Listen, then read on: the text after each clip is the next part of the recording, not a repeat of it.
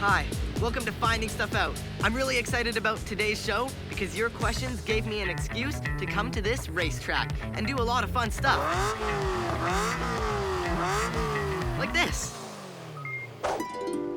Okay, so I'm actually in the passenger seat, but it's a lot of fun too. I'm here with high-performance driving instructor, Hagen Hone. And today, I'm answering all your questions about cars, including this one from Haley. Is a Ferrari faster than a Cheetah? Meow. Well, a Ferrari is a really, really fast type of sports car, but I wonder if it's faster than a Cheetah. I really hope it is because this Cheetah that I got to help answer your question has a lot of attitude, so I might have to get out of here in a hurry. So let's go. So, Haley, I don't know the answer to that question, but we'll find out at the end of the show when I go head-to-head with a Cheetah in Hagen's Ferrari. Here's the next question. What was the first car? Well, Artyom, I checked, and the first cars were nothing like the cars today. The first automobile that we know for sure existed was built over 250 years ago and designed by a French engineer named Nicolas Cugnot. It had a huge boiler on the front like a pot and ran on steam power. It had a top speed of a whopping 3 kilometers an hour. That's only this fast. I wouldn't want to try to get away from a Cheetah at this speed. The first car that looked anything like a car we'd recognize was built in 1885 by Carl Benz, a German inventor. It was the first car to run on a gasoline engine, just like the ones most cars run on today. That's easy to catch. Here's the next question. Why do cars crash? To find out how cars crash and how not to crash them, I'm back at the racetrack with Hagen Hone. Hey, so how do cars crash? The biggest cause of crashes is lack of driver attention. They're eating, they're talking on the phone, having fun with their friends. So are we gonna put this to the test? Oh, we're gonna do more than that. We're gonna practice. So we're gonna crash? No, we're not crashing. It's my Ferrari. I'm going home with my Ferrari. This is a special track. There's nothing to crash into. You can drive. Really? You trust me not to crash your Ferrari? No, but I'm gonna be in the car with you at all times. Okay, let's go. Cool, I get to drive a Ferrari. Only one problem, I don't know how to drive. Let the clutch out. Keep letting the clutch out. Slowly, smoothly. A little bit more. Got another inch to go. There we go. That's it. Here we go. More gas, more gas. Give her more gas. Clutch out. And we're on our way. After about an hour of practicing, I think I've got the hang of it. So we're here at a racetrack because it gives us a lot of extra safety. And luckily, we are on a dry day right now. Dry days giving us lots of extra grip, so we're less likely to lose control as if it was snowing or rain. Yeah. Rain, for example, you can lose 80% of your grip for cornering and braking in the rain. Wow. Hagen says that another reason for accidents is driving too fast, because when you go fast, it's harder to slow down. I'm gonna show you by practicing emergency braking. So 60 kilometers an hour, Yep, and then I'm so stopping at the yellow line. Yep, I'm gonna feed the gas a little bit more. That's it. Release the clutch nice and slowly, smoothly. Feed the gas, release the clutch. Excellent. Build up some speed. Clutch in, shift, clutch out, gas. That's it. So now build it up to 60 and I'm hold at it at 60 60. right now? Get ready. Hammer it. Brake. There's 60. I easily stop pretty fast, actually. Wow, so that's not even that bad. But let's try it at 100 now. Let's see if I can stop as fast when I'm going at a higher speed. Now the fun begins. Let's see how fast 100 is. That's it. Hold it right I'm there. at 100 right now. Yeah, we're going 100 kilometers an hour. Here we go. Gonna stop as hard as you can at the orange line. And Get ready and stop. Yeah.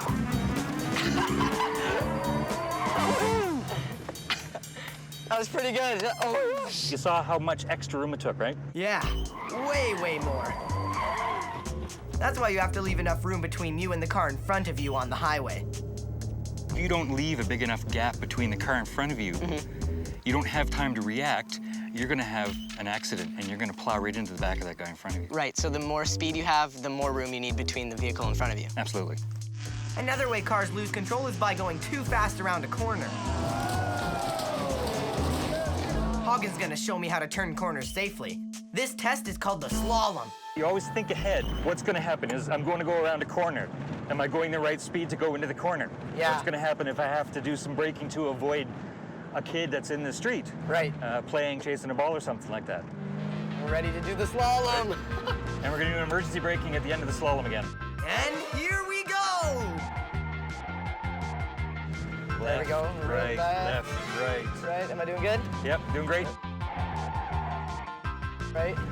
Feed the gas, feed the gas, And feed the gas. brake. Turn, brake hard, brake hard. Turn, turn. Well, Hagen, thanks for teaching me how to corner. I'll be back in time to race that Cheetah. So, I found out that crashes are caused by bad road conditions, going too fast, and not paying attention. Let's try out those conditions on a couple of cars and see if we can make them crash for real. My Great Challenge! Today, my challengers are Farah, who's driving the car with the blue stripes, and also Andrew, who's got the one with the red stripes. Your challenge is to drive 5 laps around my race course. Does that sound easy enough? It might not be, because I have a bunch of obstacles set up for you, like these dinosaurs. Every time you hit one, it'll be 3 seconds added to your final time, which is not good, because whoever does it in the least amount of time will be the winner. The challengers don't know that I have a few surprises in store for them that might cause a crash if they're not careful. Are you ready to race? Yeah! Okay, 3, 2, 1, go! Farah, you went a bit too fast and already hit a dinosaur. That puts Andrew in the lead. Farah's found my first surprise, artificial snow. So slippery. Duh. Finally. Andrew's already done 1 lap. Now for my next surprise, some annoying distractions. Oh yeah, turn right there. Yeah, right. No, the other way. Right there. Turn, yeah. If you turn the other way. Andrew's getting his 2nd lap. Farah's getting her first. Farah, do you know what the weather is today? I kind of want to go outside and race later. Oh yeah, okay, sure. Bye. What? Yeah? Oh, you're just gonna ignore me like that? Yes, no, maybe so. Farah's having trouble on the slippery part again. Yeah. All these distractions, eh? Harrison, don't disturb me. Oh yeah. This is so annoying. Whoa, that snow is really slippery, eh? Yes, it is. Before you crash into me. Okay, I got another little distraction for you guys here. No! So don't hit that. Don't hit the cheetah there on the skateboard. Stupid cheetah. The dinosaur's stuck on me. I'm going backwards. I'm stuck. No,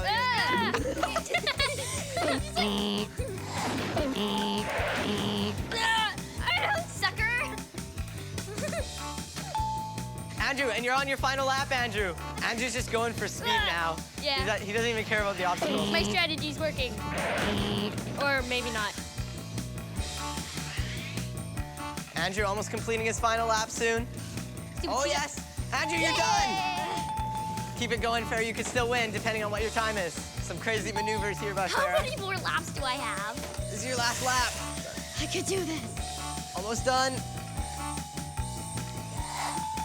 And you're done. Woo! All right, that's the end of the race. Now it's time to count up your final times.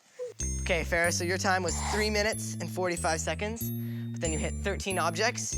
Adding 3 seconds for each, your final time is 4 minutes and 24 seconds. Andrew, your time was 3 minutes and 28 seconds, so less than Farah's original time, but you hit 19 objects, so your final time is 4 minutes and 25 seconds.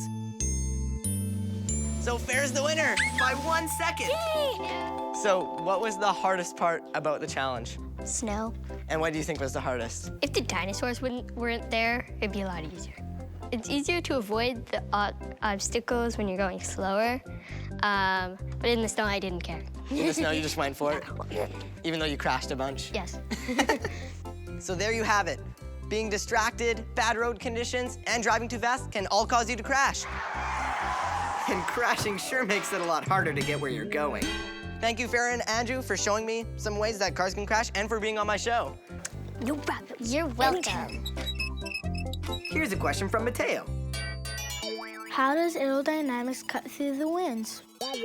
She races cars that cut through the air. Please welcome race car driver Amy Castell.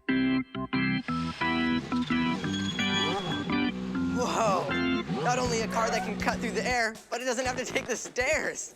Hey, Amy, I'm glad you could make it. Hey, Harrison. Can you take me for a ride in your car? It's only got one seat, but why don't you have a seat in it? Sure. I have a video of you racing in this car. How'd you get involved with racing? Well, my family's always been interested in racing, so a few years ago we started go-kart racing, and one thing led to another, and now we're racing F-1600s. Nice. What is it like to be in a race? Like, what does it feel like? It's so much fun, pure adrenaline. When you're getting ready for the race, you're kind of getting your mind in the zone, as we always get nervous before a race, but your jitters kind of go away as soon as you're behind the steering wheel. And as soon as that green flag flies, you're pedal to the metal and you're going really fast. Race car drivers like Amy not only have to drive well, they have to know everything about how their car works. Mateo is asking, how do aerodynamics work? Well, just like if you were in a car and you put your hand out the window, you put your hand up like this and the wind would push it back. But if you put your hand flat, the air would go around it. Right, because it flows smoothly over your hand. It does. Mateo, Amy told me that when a car is moving, it has to push the air in front of it out of the way. When a hand or a car, like the one on top, has less air pushing against, it can go faster. I found out that the car makers use a wind tunnel and smoke to design a car that can cut through the air easily. Because aerodynamic cars don't burn as much gas. That's good for the environment. So it's the same kind of thing with these cars. We've got a pointy nose, so only a little bit is touching the air. And then the air comes up and over your head and down towards the back. Kind of cuts through too. It cuts right through. I've seen races where cars follow each other really, really closely. I heard that's called drafting. What's that all about? Drafting's when the car behind goes really close to the car that's in front of it because the car in front of it is making a big hole in the air. The car in front pushes air out of the way, so the driver behind needs less power to keep up. Then, when she's ready, she can use the power she's been saving to zoom ahead of the car in front. It's kind of like a slingshot. What is it like to be following a car really close and you're in that slingshot and you pass them? You feel like you're going way faster than you've ever gone before, and all of a sudden you're right up next to their car making the pass. Well, thanks for the tips, because I have a really big race coming up with a cheetah. A cheetah? Yeah. Now here's another question. How do cars work? Well, I can answer that. Harrison, why don't you get out and help me take the car apart? Sure. Well, this is the engine, and this is where you get all the power that moves the car. And then back here, we've got kind of like big springs. They're called the suspension. So the suspension smooths out the bumps in the road, so the people in the car don't feel them as much, right? Yeah. And what if you didn't have any springs or suspension to help you? You'd get really shaken apart. And then over here, you've got your steering wheel, Right. which is what turns the car for you. And then you've got your brake pedal and your gas pedal, but I mostly use the gas. Nice. Well, thanks for helping me find stuff out. Good luck against your cheetah. Casey had another car question. How does gasoline fuel engines? Well, Casey, to find out more, I made this animation. Air and gas get pulled in, then they get squashed, and the fun begins. The spark up here makes them go past, turns the crankshaft, and makes it spin.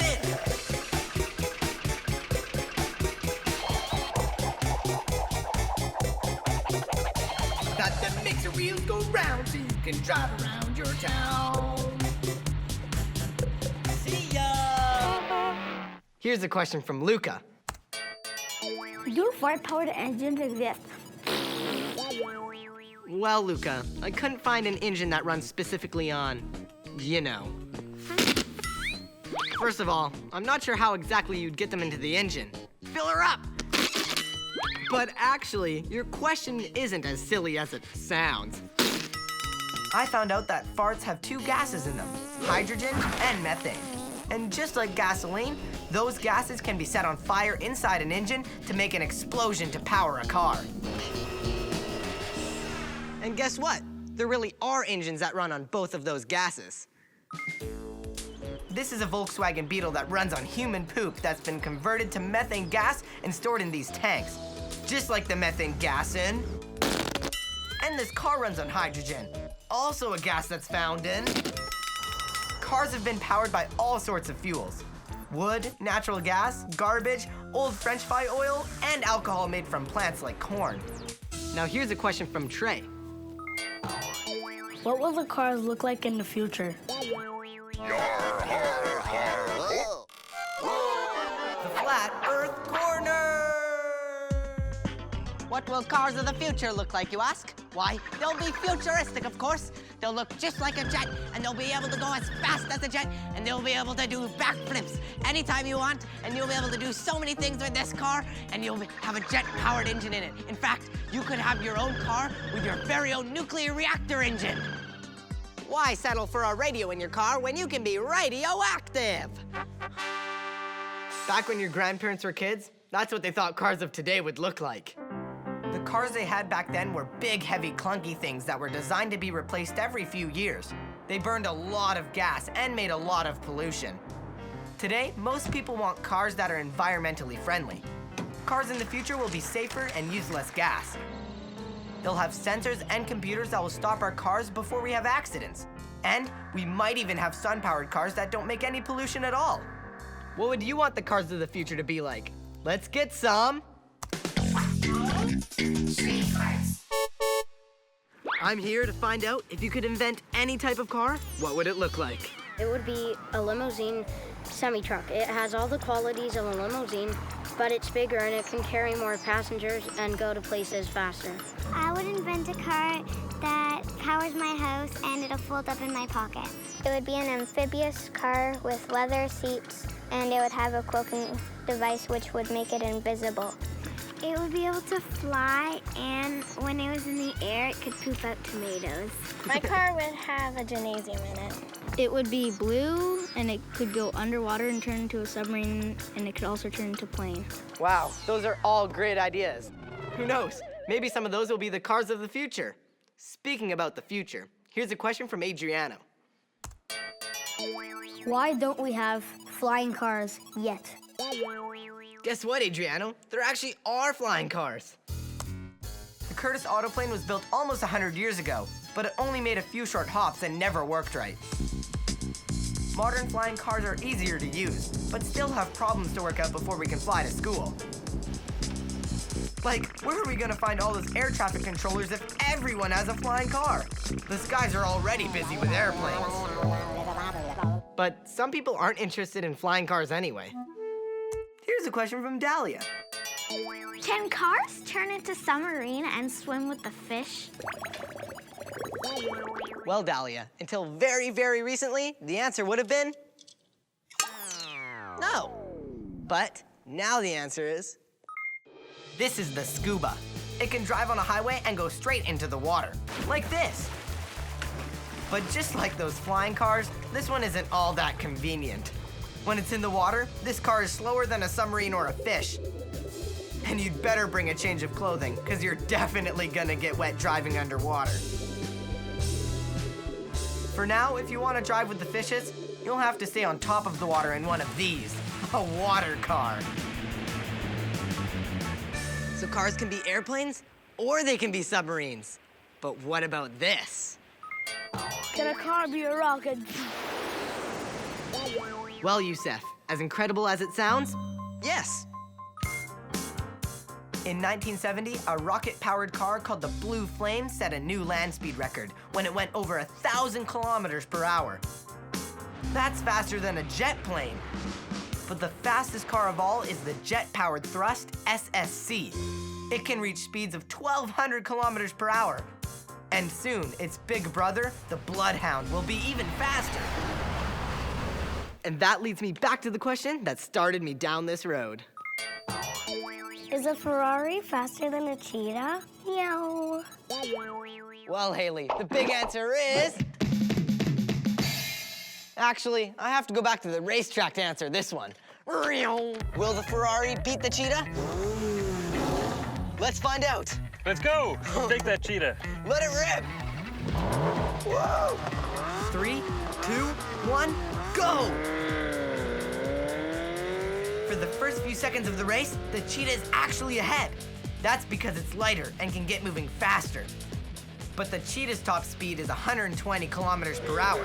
This Ferrari can go over 200 kilometers per hour. And the Cheetah, like a human, soon runs out of energy when running at top speed. But a car can go fast for as long as there's gas in the tank. Oh, this is crazy. Yeah, we won. Oh yeah, one last question. What? Can I drive again? Nope. That was so cool. I can't wait to drive my own car. But for now, I guess I'll have to settle for a skateboard. See you next time for more Finding Stuff Out.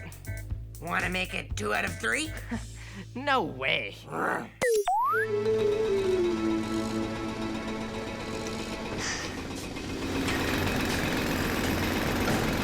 It's been so noisy here. They're building a rec center down the street, and I can't concentrate. But once it's done, it's gonna be so cool. It's gonna have a big pool, and a basketball court, and a... They sure are using big, loud machines. It made me wonder the same thing Owen is wondering. How could they build those huge pyramids without using any machines? I don't know, Owen. It must have been really hard to build the pyramids without them. But by the end of the show, I'll find out how they did it. The Great Pyramids of Giza are humongous. If they didn't have big construction machines 4,000 years ago, they must have had something. Maybe finding out how we'd build pyramids today with big machines will help me find the answer. Hey, Zoe, you made it. Hey, Andy, I found out it took ancient Egyptians 20 years to build their biggest pyramids. How much faster do you think it could be done with the machines like the ones here? I'm not quite sure, Zoe, but it would take a lot less time and fewer people with machines like this. This is a backhoe. This is a great machine. Do you want to try it? Yeah! Great. Okay, Zoe, so this is the key to start it. Start the motor. Here's your steering wheel. There are lots of controls for Andy to show me in the backhoe. Okay, so forward and then reverse. This over here, if you pull back, lifts the bucket. They're not hard to understand, but mastering them is another story. Just turn the key. Okay. So now, to move, you want to raise the bucket a little bit because it's on the ground. A little bit more. Good. That's good. Now we want to go in forward. You press on the brake pedal. There's a little bit of gas. Wow, I'm actually driving a backhoe. Okay. Okay, stop there. Use your brakes. Good. Now put your bucket down. Push down. Now drive ahead a little bit. I gotta try to get under it. Okay, now start curling your bucket up off the gas. And scoop it up. Curl your bucket up. Now go forward a bit more. Careful. Now curl your bucket all the way up. Off the gas, off the gas. Good girl. Bring it up. Back her up. You did it. Picked up the rock. This makes it a lot easier than doing it all by hand like the ancient Egyptians. It sure does. For example, this machine's arms are made up of levers that make it easy to lift something heavy. The digging bucket has teeth or wedges to help it cut into the earth. Hey, this machine doesn't have wheels like the backhoe. I got a question about that from Jana. Why do some machines have treads instead of wheels? Are these the treads? Yes, I call them tracks. How are they useful? Well, they're much wider and longer than wheels, so it helps you move better over uneven ground. So if this was sand in the desert, like where the pyramids are, the bulldozer would move easier than a machine on wheels? Yeah, the weight of the machine is spread over a larger area. So in sandy or muddy ground, it won't sink. They can push really heavy objects too. All right, let's try it. Turn it on. Pile of dirt, here I come. Bucket up a bit. Lifting the bucket. Good. There you go, good. Keep going. Nothing can stop me. Good, keep going. Good job. That's how the dozer works. Next question. What makes the arms on big machines move? To make these arms move, it requires a hydraulic pump. The engine pumps hydraulic oil through small parts called pistons. And that is what makes the arm and bucket move. The hydraulic system uses liquid, like water or oil, to make things move. The ancient Egyptians didn't have those things, but they did have water. They could have used the water to help them build the pyramids. It's possible. Water can create a lot of pressure, which could be used as energy. So when you push on the plunger on this large syringe, you can see how the plunger on the small one moves up, even more than the amount you move the large plunger. That's what the pistons in the backhoe do, but they use oil instead of water. Cool. It's like when water shoots out of a syringe, but water is hard to squeeze. It moves through the wide end of the syringe and into the narrow end. The water has to go through a tiny opening, so it moves faster and shoots out. That's basically how hydraulic pumps work in a backhoe.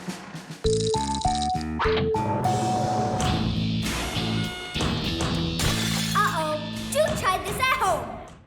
You can try this with a spray bottle. Just make the hole big. See? It shoots out a soft spray. If you make the spray hole smaller, it shoots out harder and faster. Because you're forcing it through a small opening. When you press down hard on the trigger, it's like you're the motor in the backhoe. Giving the hydraulic pump all its power to move the machine's arms. A squirt toy is the same thing. The water is pushed through a small opening when you push the plunger. Huh?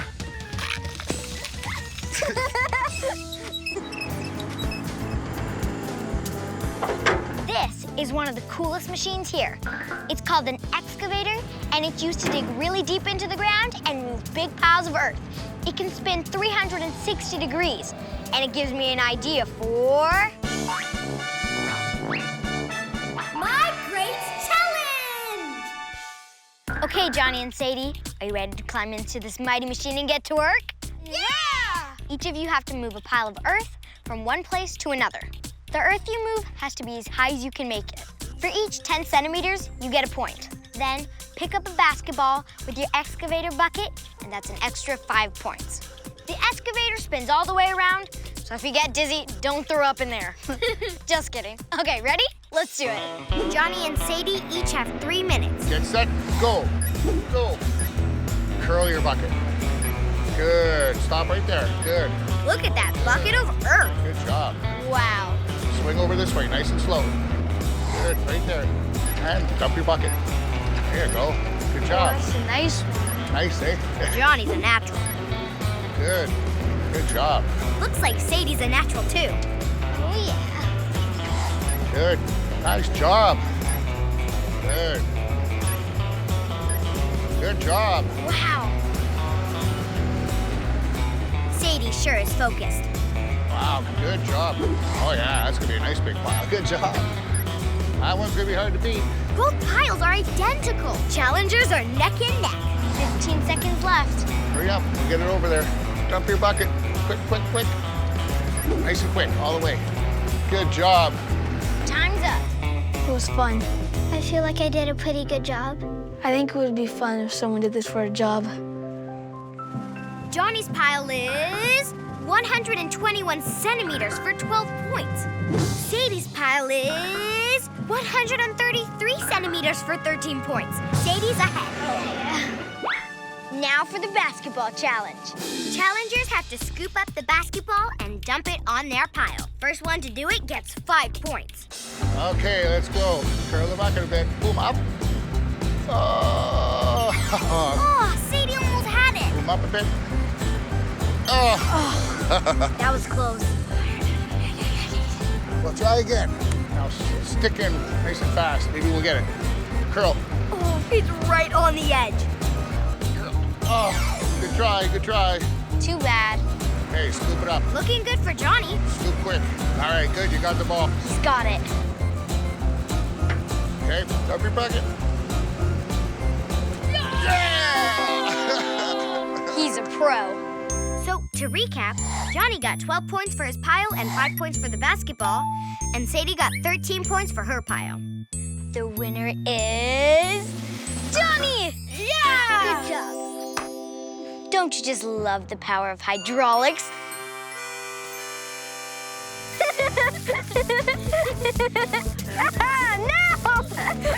Ask a friend. Hey guys, what kind of big machine would you want to drive? Excavator, because I would be able to dig big holes. A wrecking ball, because I like breaking stuff. A recycling truck, because I know I'm helping save the environment. I would like to drive a bulldozer because you could break down a building with a flick of a handle. I would like to control big cranes because I like heights. I like to drive a tow truck because my dad works for a tow truck company, And I want to help people. Monster truck because I do not need to wait in traffic. I'm allowed to like crush cars and keep on rolling. And speaking of big machines, here's a question from Lex. What's the biggest machine in the world? I checked, and there are some gigantic machines out there. The world's biggest bulldozer weighs just over 152,000 kilograms. That's about the weight of 11 bulldozers, just like the one I drove. Then there's something called a crawler transporter that NASA uses to move spaceships. It weighs almost 3 million kilograms. That's more than 200 bulldozers. Wait, there's something bigger and heavier than 3 million kilograms? You're gonna make my head explode! Check this out. I found out the world's biggest land machine is an excavator they use for mining. It's 95 meters tall, 215 meters long, and weighs over 40 million kilograms. That's the weight of about 3,000 bulldozers. It must take a lot of energy to move it. Here's a question about that from Adriana. Instead of gas, why can't we use electricity for big machines? I found out that sometimes big machines do use electricity. We see lots of electric cars on the road today, but not many electric construction machines. But that's changing now. Using electricity to power construction machines makes less pollution. And now, there are some that use fuel and electricity. They're called hybrid machines. Some are now totally electric. In the future, we'll probably have more and more electric construction machines. Speaking of which, my friends made their own electric motor. The experiment! Hi, Lex and Logan. Hi, Zoe. So what stuff do you need to build your motor? Well, we need a battery, a magnet, and some copper wire. We also need a highlighter and some pliers to help us shape the wire. Go for it.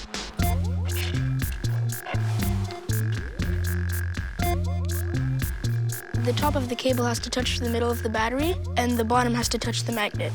So now I'm taking the magnet and putting it at the bottom of the battery. What's next? I took the pliers to bend the copper wire, and then the copper wire is now bent so that it can touch the top of the battery. The other end of the wire is around the magnet. We're ready. Get ready to be amazed, Zoe. I'm ready.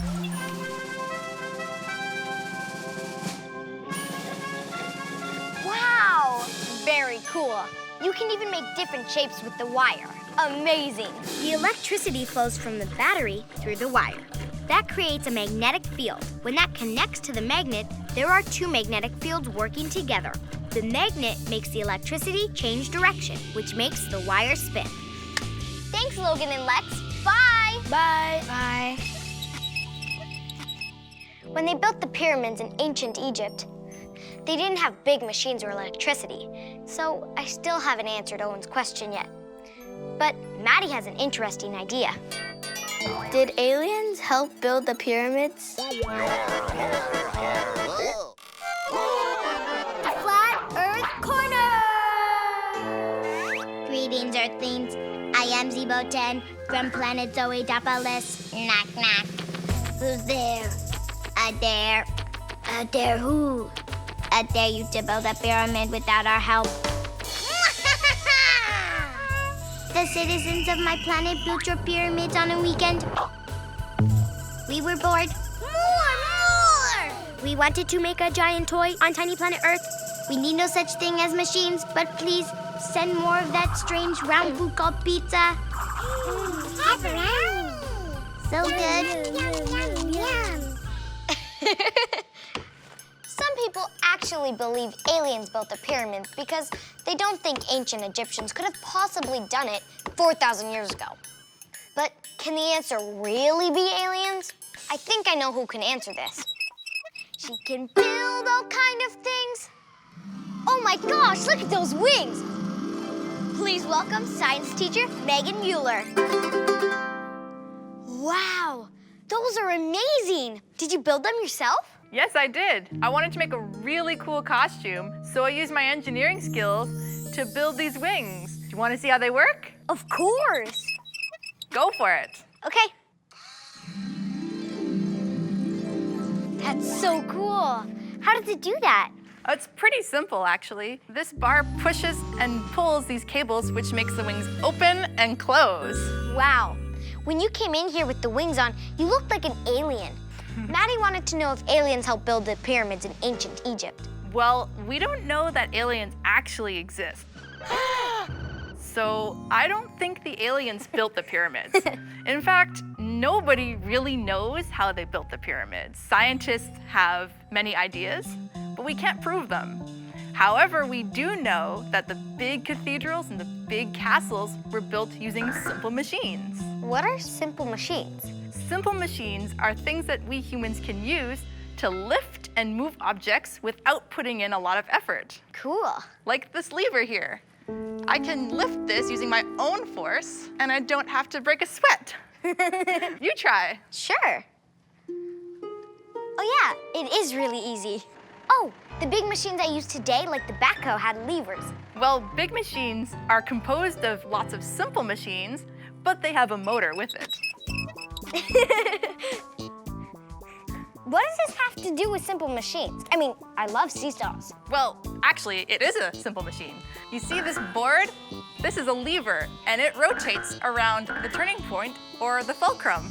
A lever multiplies the force that I apply to it, which makes lifting you on this much easier. Yeah. More!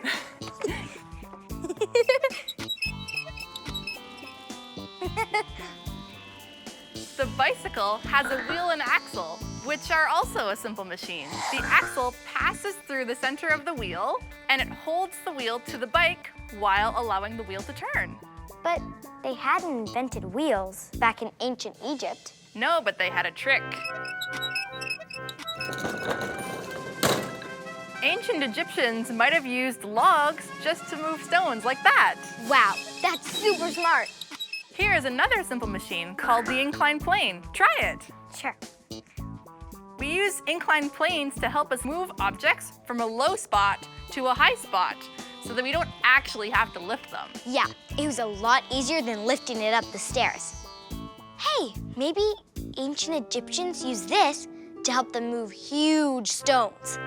Maybe. This is another simple machine. We call it a screw. It's basically an inclined plane that's wrapped around a cylinder.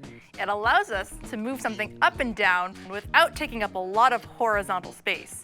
And we can also use it to hold things together, like the bottle and the cap. Cool. Another simple machine is this, an axe. Whoa, whoa, whoa. Be careful. Don't worry, it's rubber. Oh. And a wedge is used to cut open things, like this. Wow, the backhoe I used had teeth, and it dug into the ground, kind of like a wedge. Yeah, that would do it. This is our last simple machine. Try it. You just pull it? Yeah, actually, I think that's why it's called a pulley. A pulley allows us to lift heavy objects without putting in so much effort. Oh yeah, it is a lot easier than doing it by hand. You know what makes it even easier? What? Adding a second pulley. Oh wow, this is a lot easier. If you could add more and more pulleys, eventually you could lift it with just your little finger. Really? Did you know that construction cranes also use pulleys? I got a question about that from Sharon. Why don't those big cranes follow me? Ow. Let's take a look at this model crane. If I were to pull on this, it will just fall over. Yeah. So I need to put some counterweights. I put one on the bottom, and you put one right here. Now you try. Hey, it's not falling. Yeah. Did you know that the crane got its name from the bird? Oh yeah, because it's so tall. Exactly. Speaking of birds, I've got to fly. Bye, Zoe. Bye. Wow, that was so cool. And I think I finally know the answer to Owen's big question. How could they build those huge pyramids without using any machines? The big answer is... with simple machines. If we were building pyramids today, we'd use powerful big machines like bulldozers and excavators. They'd make it a lot faster. It would take a lot less people to do the job too. But Experts and scientists think the Egyptians used simple machines, like levers, inclined planes, and wedges to help them build the massive pyramids. Simple machines have been around almost forever, so it makes sense the Egyptians would have used them. But because simple machines don't have motors or electricity, it took the Egyptians a really long time to build the pyramids. We done.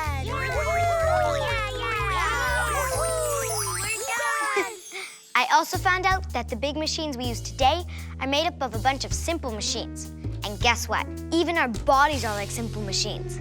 Machine, machine, my body's a machine. Simple machines make my body run so clean. My knee is a pulley, it helps me run. My teeth are the wedges that chop off this burger bun. My elbow's a lever, just watch it lift. A wheel and axle, shoulder is such a gift.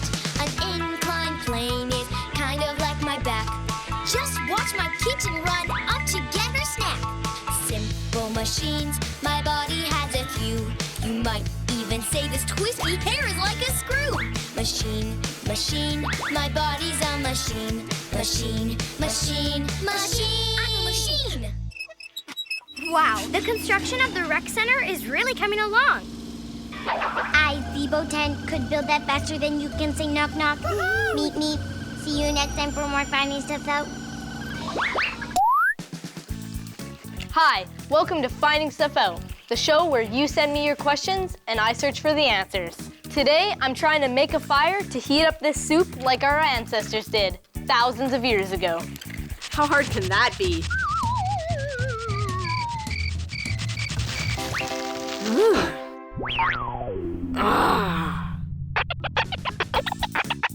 I've been at this for a while now, and I'm not getting anywhere. So instead of making fire, I'm just getting sore wrists. It's time for a break, and time for our first question. Why, when you get older, stuff will change? Yeah, Tristan. Why does stuff change when you get older? Everything's different now. It's all changed. When I was a young lad, things are really different. Oh, wait. I still am a young lad.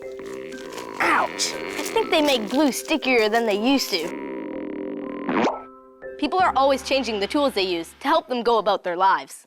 So I don't know why things change, but by the end of the show, I'll have the answer. Here's a question.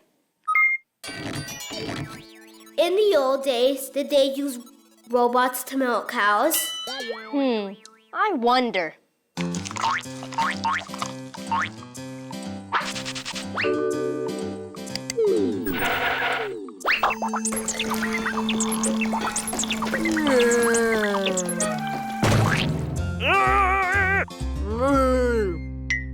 To answer your question, Adonijah, please welcome my special guest, Dr. Michael Bisson.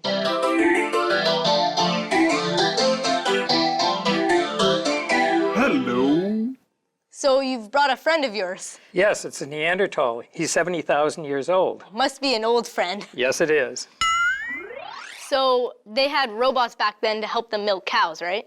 No, I'm afraid robots were only invented within the last 100 years, and most of them within the last 50 years. Dr. Bisson says that in the old days, they milked cows by hand. And the big advantage of human hands is that they're very different from animal paws. Humans have fingers and a thumb that can touch the tips. They're opposable, and they can make the actually fairly complex motion necessary to milk cows. So Adonijah, while they didn't have robots when we started milking cows about 8,000 years ago, humans did make tools for doing a lot of other things. And a robot is a very complex type of tool. The earliest tools, however, were very, very simple. So I see you brought some of these tools with you today, right? We brought everything from very early tools, over 1 million years old.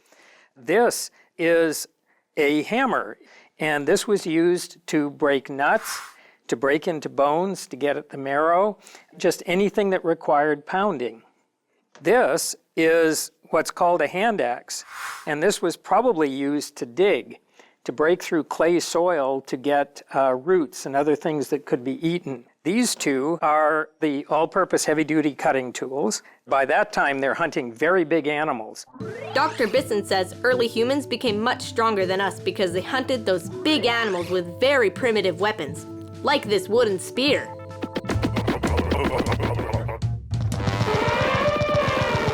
This is an exact replica of a spear that's 400,000 years old, and it was found with the bones of mammoth, of rhinoceros, and of horses. These tools are made by Neanderthals, by our friend here, and they are around 50 to 200,000 years old. This is a scraping tool.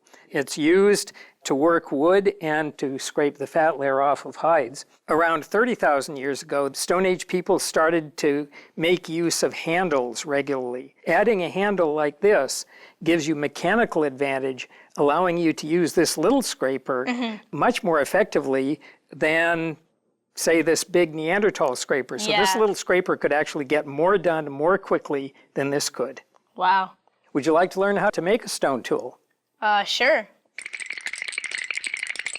Hold it and try to strike right there. First, I had to use this smaller rock to break a piece off this bigger rock.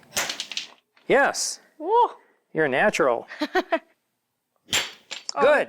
So would you like to turn this into a scraping tool? Sure. Here we have a piece of bone. This is actually the antler from a moose. And you're going to take this piece and strike it along the edge and take That's off gonna chips. Make it sharp. It's going to actually make it a little bit duller because when you're scraping a hide to clean the fat off it, you want a sharp edge, but one that's not too sharp, because if it's too sharp, it'll cut a hole in what you're trying to turn into clothing or something like that. So like and that. Here you want it on this side and at about that angle. So like... Yeah, very hard. Oh yeah, all the edges are coming off now. Perfect. So yeah, quit right there. You've got it. That's exactly the edge you want. So you've just made a Neanderthal tool. Yeah! Congratulations, you're a Neanderthal. Congratulations! Here's another question Michael can help us with. It's from Olivia. What did caveman write with? Yeah, what did cavemen use to write with? Cavemen actually didn't write at all because there was no written language. There was also no paper to write on. So they did, however, paint, beginning about 30,000 years ago, painted the walls of caves, possibly painted their clothing, possibly painted their bodies. So what did they make paint out of? They made paint out of natural things, out of clay, out of charcoal, and out of certain types of stone that when you crush and grind it, produce very bright colors. Here's a piece of iron ore. Try to draw something on that paper with it. Oh yeah, it's like brown sort of. It's a reddish brown, but notice you can hardly see anything. Yeah. Well, just a moment. When we take this piece and grind it on another piece of stone, it produces a red-brown dust that can be turned into paint. But how did they get it to stick to what they were painting? Water can be used sometimes, but also animal fat. And we don't have any animal fat here, but we have lard, which is a good substitute. Okay. So we'll just take a little bit of lard here.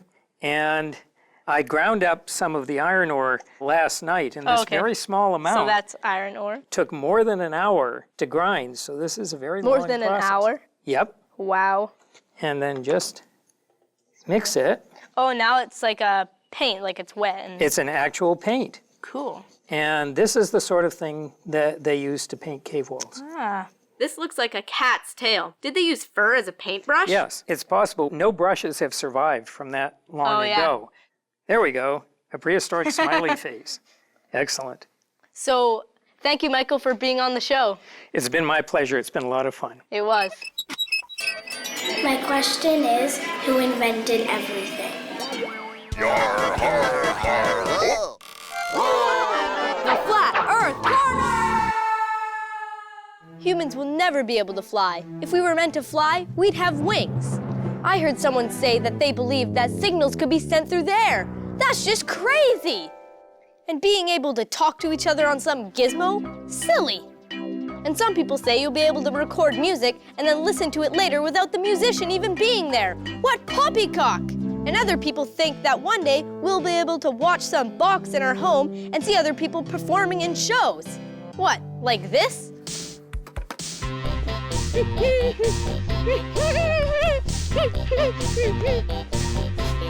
That's the most ridiculous thing I've ever heard. Don't you agree?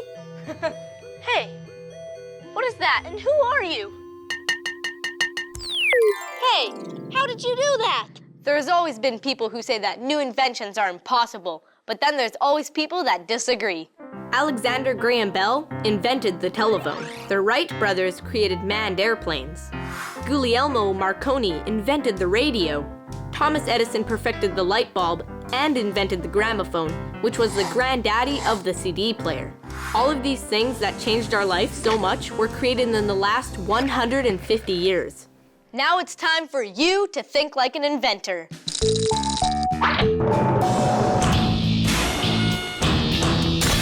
Uh-oh. Do try this at home. We're gonna see what we can do with just one sheet of paper like this.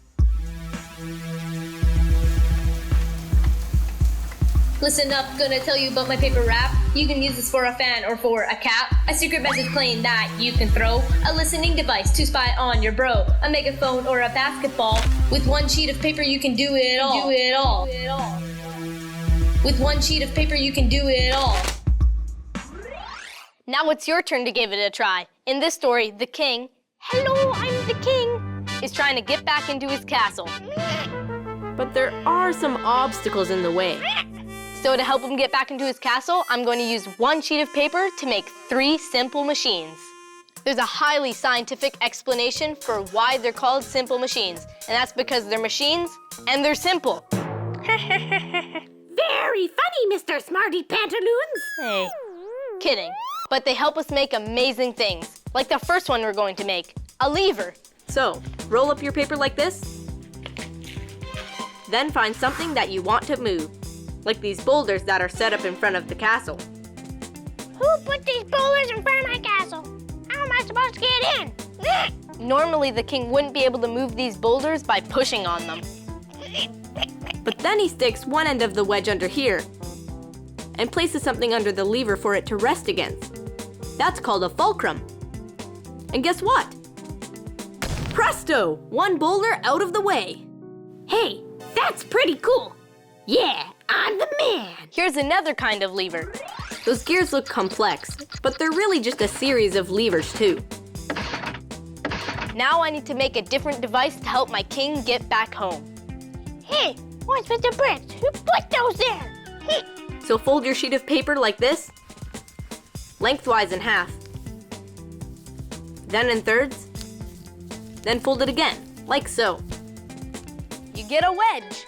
Even though this wedge is only made of paper, it's strong enough to push these bricks apart. Whoa!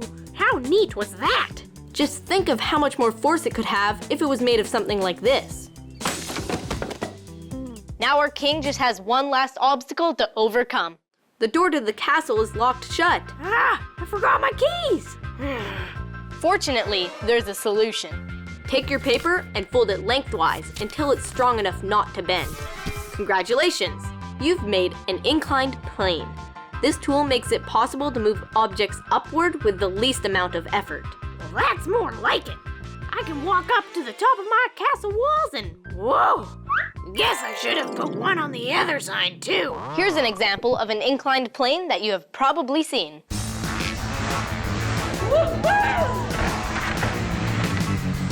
Here are ideas for tools that other kids would like to invent. If you could invent anything in the world that's new, so nobody's made it before, what would you make? A rocket skateboard. Some sort of shoe that could do anything that you want. I would make a flying car. Probably edible tape. A helicopter with airplane wings that can go back in time. A hockey stick that could shoot 2 pucks at once. Maybe flying shoes, I don't know. If you could invent anything in the world that hasn't been invented yet, what would you make? Rainbow popcorn. Harrison, I think I've just come up with an idea for the perfect invention. Edible, flying rocket shoes that can make rainbow popcorn, go back in time, and shoot 2 pucks at once. What did cars look like in the old days? The short answer is like this. Okay, it's not a car the way we're used to seeing it, but up until just a little bit more than 100 years ago, this is what a car was. It comes from the ancient word kara, which means chariot. Now, they might not have had engines, but they were quite exciting to get around in. Just ask these guys. Talk about Hot Wheels. As for the first cars that didn't come with a horse attached to them, they looked like this. Then this. Then this. And then this. And who knows what they'll look like by the time we get our licenses. Speaking of rides, here's a question. Who made the first wheel? I checked, and wheels are an ancient invention. Nobody knows who made them because it happened at least 5,000 years ago. They were probably first used on those carts we were talking about, but they're so handy that they're used on all kinds of things. Now it's time for... My Great Challenge! Welcome to My Great Challenge. Today, our contestants are Emma and Marshall. Okay, you have your catapults here and you're gonna try to fling your monkey as far as possible. There's 5 positions on the catapult. And where you put your peg, or fulcrum, in the catapult lever will affect how far your monkey will fly. Your job is to try to catapult your monkey as far as possible. And you have 3 shots at this. Are you ready? Yeah. Okay. Let's get started. Marshall putting his peg in the 2nd hole of the catapult, and Emma putting her peg in the 3rd hole. Marshall is gearing up for his first launch. Ouch! That monkey doesn't even make it to the grass. I'll put a mark where it landed. Oh, not too far. Let's see how Emma does. Emma preparing to catapult her first monkey. Oh wow, Emma.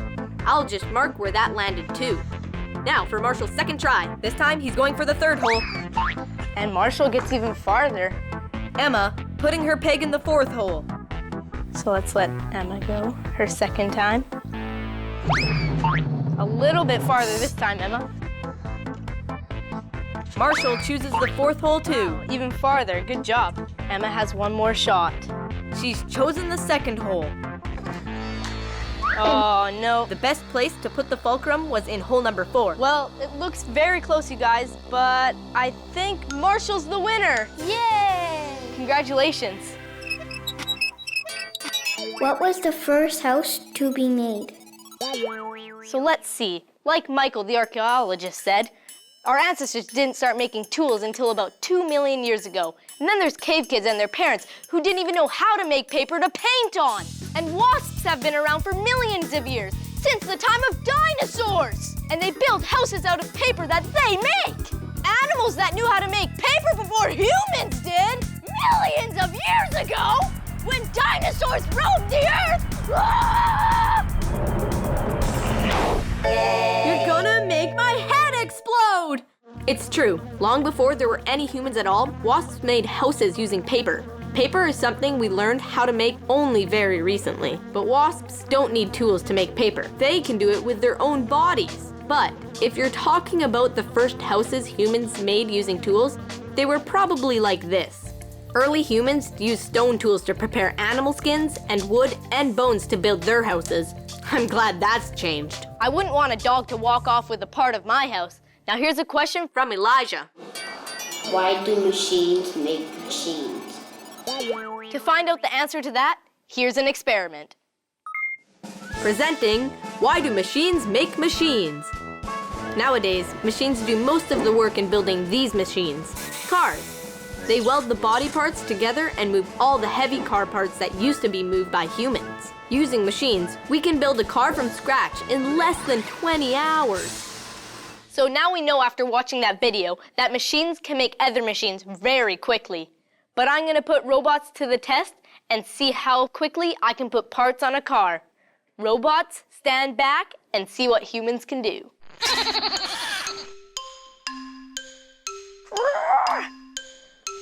How come it won't go in? Wait, how did these even go in?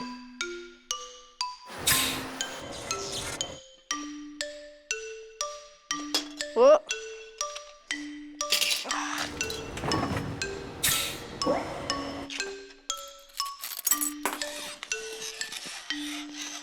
Don't worry, I'm just warming up. I'll show you robots how it's done. It turns out that for some jobs, Machines can do things faster than humans can. That means that some things, like cars, can be sold cheaper and more people can own them. And that's why machines make machines. But can you do this?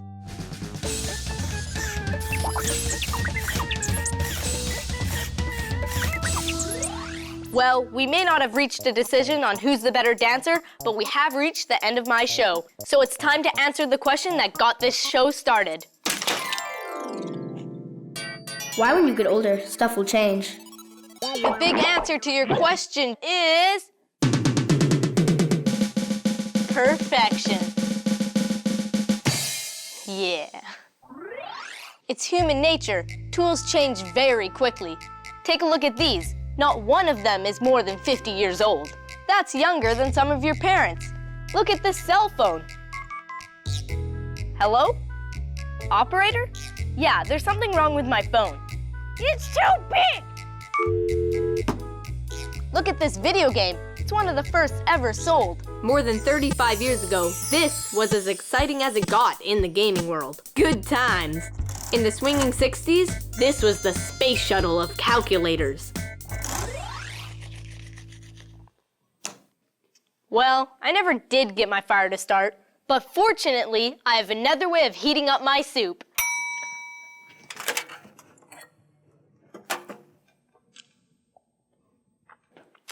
Ah, that's good. People developed ways of creating heat, like this microwave oven, because it's so much easier than rubbing sticks together. And that's why when you get older, stuff will change, because people are always looking for better and easier ways to get things done. And finding stuff out. So, now I'm being like a cave kid, using fur as a paintbrush.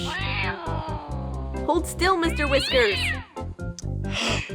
I guess cave people never had to paint with cats. I give up. This computer animation stuff is way easier than trying to get that cat to hold still.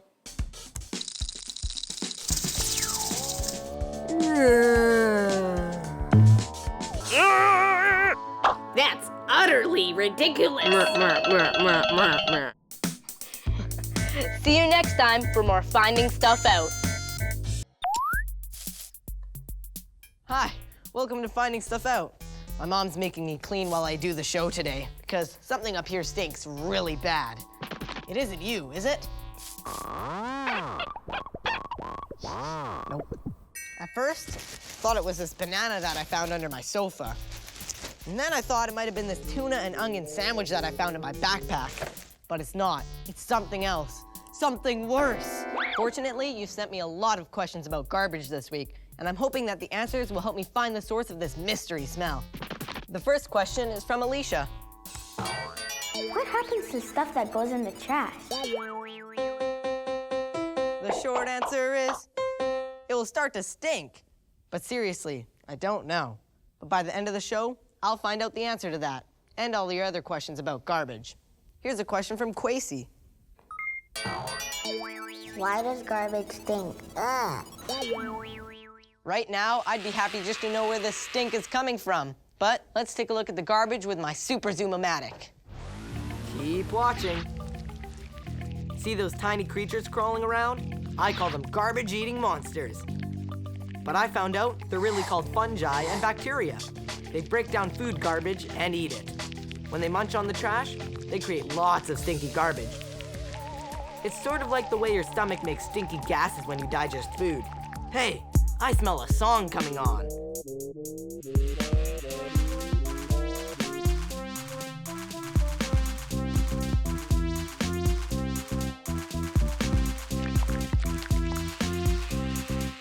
Break it down. When garbage breaks down, the gases go up as fungi and bacteria go chomp, chomp, chomp. When garbage breaks down, the trash can go. If it's old and there's mold, hold your nose, there it goes. When that breakdown starts, it's like the trash can burps and farts. Excuse me. Stinky gases aren't all bad, though. Scientists have found a way to take natural gases from rotting trash and create energy. We're not at the point yet where we can all heat our houses with rotting bananas. So in the meantime, here's a good thing to do with old food scraps. This is where my family keeps some of our slimiest garbage, like last week's leftover salad. Imagine how I felt when my mom said she was making my snack with this stuff. Ugh. Let me show you what happened. Harrison, I made a snack for you. Harrison, where are you? I have a really good snack for you, Harrison. Where'd that boy go? Harrison? Your good snack. Yummy, yummy. Harrison? Turns out the snack was just some berries from our garden. This is a special kind of garbage called compost, made from food scraps. When it rots, you spread it on your garden. It's like superfood for plants. To find out how garbage turns into compost, please welcome my special guest, naturalist Julie Hamill.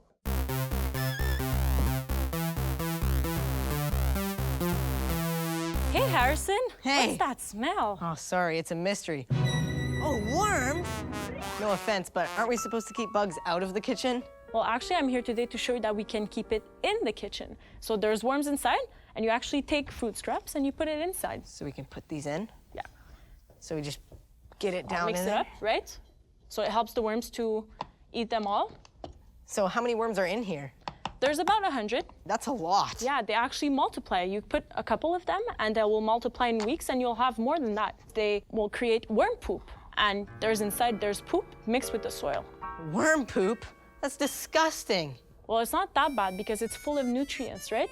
So you get earth mixed with a lot of nutrients, which is really good for your plants. So does that mean it's good to let bugs go inside of your garbage? Well, actually, worms are good, but you don't want cockroaches or fruit flies to come in. As you can see there, yeah, there's fruit flies. Oh yeah, there's little fruit flies all over the fruit. And why are they so bad? Because what they do, they lay their eggs in fruit, and then it will be rotten and will smell a lot, so we really, really don't want that in your compost. That's not very good. Well, thanks for helping us find stuff out. You want to start your own compost? Yeah. Here you go. Ew, I'm holding worm poop. Perfectly natural. Well, at least I'll be able to start a composter now. Thanks. What would happen if we didn't recycle? I checked, and not all trash gets eaten by fungi or bugs. Things like plastic take a really, really long time to decompose, so toys you throw away now could still be in the dump when you're really old.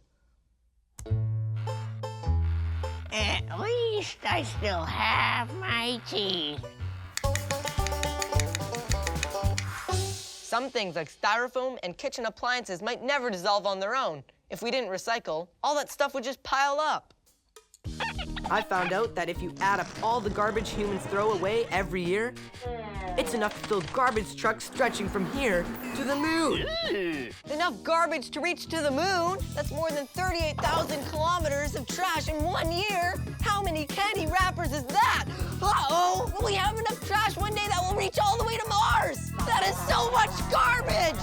What can we do with it? Where will it all go? You're gonna make my head explode. We make so much garbage, it's hard to find a place to put it all. Sometimes the dump gets so full that we have to send our trash away. But eventually, the places we send it to will fill up also. Some people try to solve the problem by burning garbage, but that can make a lot of smelly air pollution. Others dump trash into rivers, streams, and oceans. In the Pacific Ocean, there's actually a garbage patch bigger than Switzerland, bigger than Japan. It's about the size of Texas. That's because the ocean currents carry garbage to places where it builds up. Even your ordinary household garbage can be dangerous to animals that live in the water. So the answer to your question is that if we didn't recycle, eventually we'd have mounds of garbage everywhere. Fortunately, humankind has a plan. I found out you're supposed to do 3 things: reduce, reuse, and recycle. Reduce just means to use less stuff, which makes less garbage. So to get some ideas on how to do that, let's get some Street Smarts. Hi, I'm here to talk to some kids about trash. So how many bags of trash do you think the average person makes in a year? 20, 19, 62, 14, 70. So on average, kids like you weigh about 4 trash bags. Now here's the answer. A typical person goes through 100 trash bags per year. That's like 25 kids. That's like the whole class. And now I'm a piece of garbage. So how can we make less garbage? Using it again. Recycling. Reusing. Composting. If you use paper, don't waste it that quickly. Eat less canned food because there'll be less cans thrown out. Get a robot to eat it.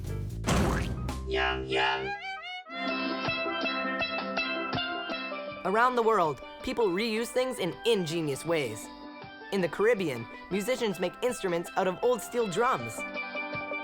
In Africa, some kids make cool race cars out of scrap wire. And anywhere in the world, an old tire can make a great swing. Sorry, but I thought the stink was coming from the recycling bin. But it's not.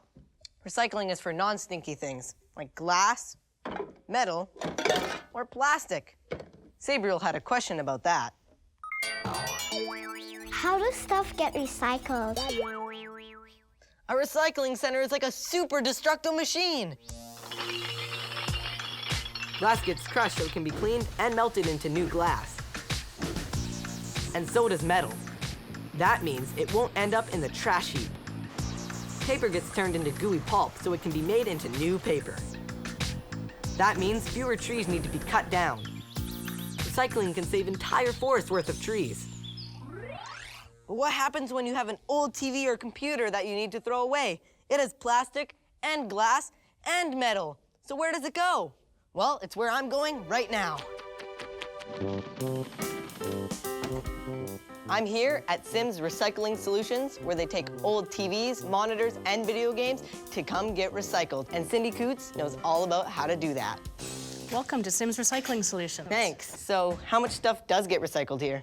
We actually recycle 60 million pounds of old electronics from across Canada and the US at this site. 60 million pounds a year? That's more than the weight of 2.5 elephants every hour.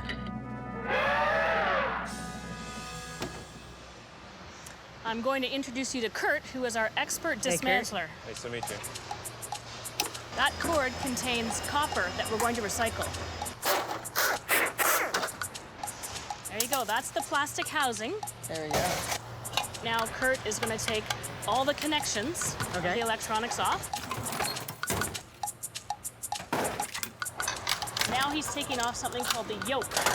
And you're going to see that that yoke has a lot of copper in it. Okay. Recycled copper is really useful. But if you just throw it out, that's bad. Just like the lead in my picture tube that is highly toxic to humans.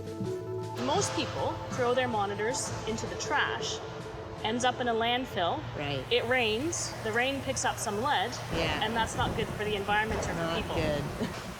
I guess I won't be able to find stuff out on that monitor anymore. Well, the beauty of recycling is that all those resources are going to be recycled to make a new monitor. For me? For you or anyone else. Awesome! Plastic, metal, or glass. Each material of my monitor has to be recycled separately. So you can imagine if we're processing 60 million pounds of monitors and TVs, we'd need a lot of people. Right. So we actually have equipment that can take this apart 20,000 pounds an hour. That's 400 TVs or monitor every hour. That is a lot. It is a lot. Thanks for being on my show. You're very welcome. And remember, don't ever throw out your old electronics. Make sure you recycle them. I'll make sure to recycle.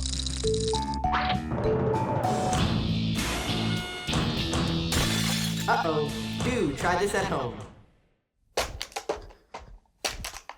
Once you've cleaned everything that you're gonna recycle, you can crush it and make it really flat so that you can fit more into the container. With aluminum cans, there's a special trick.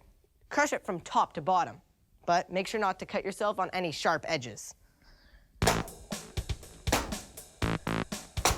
Presto! You've just made a can cake, a robot's favorite treat. Yum, yum.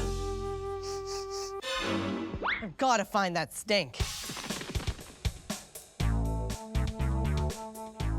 Oh well, the show must go on. Why do you have to throw garbage in the garbage? The Flat Earth Corner! Garbage can? What is that? We throw trash on ground or in cave, wherever. Meat was good. Here, in the Middle Ages, we are proper and civilized. We put our trash in the buckets and then throw it out the window. Whoa! Whoa. Whew. Hey! This is a perfectly good banana. Today, we make so much trash that we need transportation systems to get rid of it all, so it can go to recycling centers and dumps. People who lived a long time ago didn't have as much stuff, so they didn't make much trash. They could leave junk lying around, and their mums didn't complain at all. Archaeologists are scientists who study what life was like a long time ago. When ancient people threw their trash on the ground, the foodstuff decomposed. But things like broken pots and tools didn't. They got buried in the dirt. So some of what you see in archaeology museums was actually stuff someone threw away. Hey, I found my pot! To find out more, it's time for... My Great Challenge! Okay, today our great challengers are Darcy. What's up? Jake. Caitlin. And Kiana. Yeah. Awesome, so you two will be Team Plastic, and you two are gonna be Team Paper. It stinks in here. Agreed. It does. Yeah. Good thing I brought this. Whew. So, you guys are gonna be like archaeologists and be doing some work that real archaeologists do. Does that sound cool? Yeah. Yeah. Okay, because today, you get to go through garbage.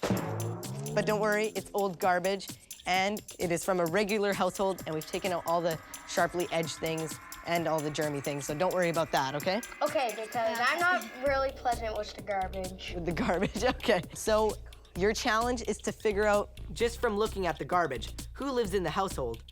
It's the science of garbology. Team Paper, you guys will be first. Team Plastic, you guys can go downstairs and see my mom and have some cookies or something. Peace out. Go!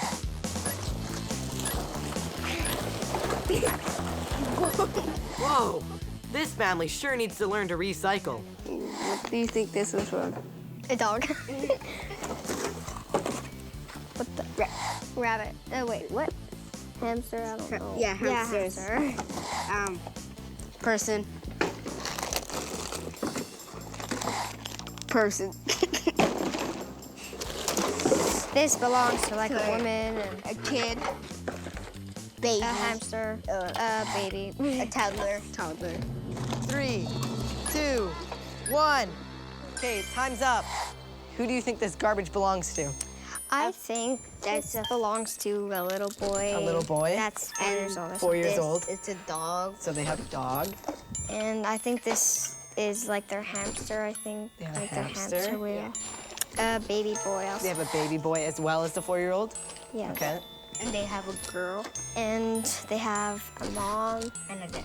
And a dad. Now let's see how Team Plastic does. Okay, so Team Plastic, are you ready? Yes. You have 2 minutes starting now.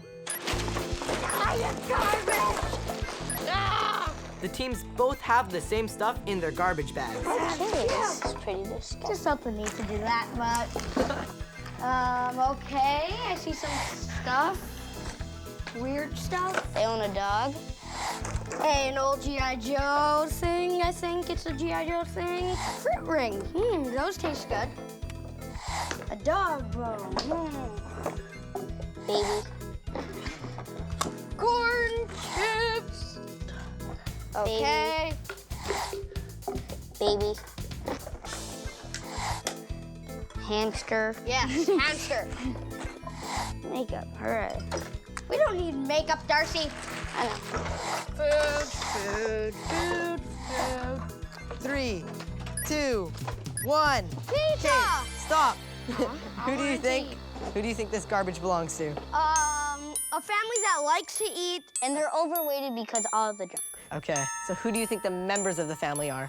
A dog, a hamster, a female woman, a baby, a baby, a kid, and a boy. And a boy. And a dad. And a dad, okay. And the mom likes to dress up a lot. Mom likes to dress up a lot?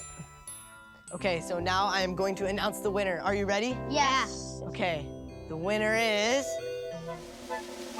Team Plastic! Yes! Yeah! Congratulations! You got the boy right, the baby boy, you had the dog and the hamster, the mom and the dad, and you had their eating habits, like they eat too much junk food, you had that down. And Team Paper said that they had a little girl on top of all those things that you said, and they didn't get the eating habits, so that's why you guys won. Team Plastic rules! Thanks for playing My Great Challenge. You're very welcome. Now for a trashy question from Anthony. Where does toilet water go? Well, Anthony, after you flush, it goes on a long trip and comes out in places like this, so you can swim in it. Gross. But not really. That's just the end of the story. Back to the beginning. I found out that dirty toilet water flows into pipes in your house that lead to giant underground pipes called sewers. The sewers lead to water treatment plants like this one. They remove the poopy sludge, pump oxygen through the leftover water, and use chemicals to get rid of bad bacteria and viruses, and send the now fresh water back into the environment where it came from. And speaking of toilet water, astronauts drink their own pee. It's true! When a rocket goes to space, it has to take all the astronauts' drinking water with it, because there aren't any stores in space. Can I have a slushie? No, we're not turning back just for that. But when astronauts drink, eventually they have to pee. I told you to go before we left the space station. But most of our pee actually is water. So if astronauts clean it up and turn it back into drinking water, they won't have to pack as much water on the trip. Here's how it works. The astronauts put the pee through a special filter that takes out all the bad stuff. It's like a mini version of the water treatment plant. Once it's clean to drink, they add a flavored powder. I guess that's to take their minds off the fact that they're drinking a liquid that used to be pee. Now, the taste is great, as Gennadi's showing you. It's perfectly clear and worth chasing in 0G here. Lemon. I wonder if this goes in the garbage or the recycling. Speaking of which, did we ever answer Alicia's question? What happens to stuff that goes in the trash? The big answer is... we make a lot of garbage, and it all has to go somewhere. Some of it goes into landfills, recycling centers, or treatment plants. It takes a big team effort to get rid of all of our waste. Kids can do our part by reducing how much stuff we use, reusing stuff instead of throwing it out, and by recycling. Oh, and you'll be glad to know I finally found where that awful smell was coming from. My socks! I thought I'd save water by not washing them, but I think I better put them in the laundry. See you next time for more Finding Stuff Out. Can I have a slushie now? I said no! Welcome to Finding Stuff Out. I'm on a trampoline with a popsicle and earmuffs because of some questions I got. Starting with this one. Sorry, it's just a bit tricky to get my remote without dropping my... popsicle. Is there anything left to discover or invent? I don't know, but by the end of the show, I'll find out. Meanwhile, I wish there was an invention that could keep me from dropping my popsicle while I click my remote, because I have another question. Not again. You know, I'd like to invent something one day. Do kids invent things? Yes, kids do invent things. And that's why I'm jumping on a trampoline with earmuffs and popsicles, because all three of those things were invented by kids. I found out that 15-year-old Chester Greenwood invented earmuffs in 1870 because his ears got cold when he went skating. Frank Epperson was only 11 when he invented popsicles. George Nissen was a teenager when he invented the trampoline, which he later taught a kangaroo to jump on with him. Jumping with a kangaroo wasn't an invention or a discovery, but it was pretty cool. And kids invented other amazing things too. Like glow-in-the-dark paper, braille that allows blind people to read, an invention that would later become a TV, or a flashlight that turns body heat into light. No batteries required. maybe I can invent a hands-free way to hold my popsicle on the trampoline.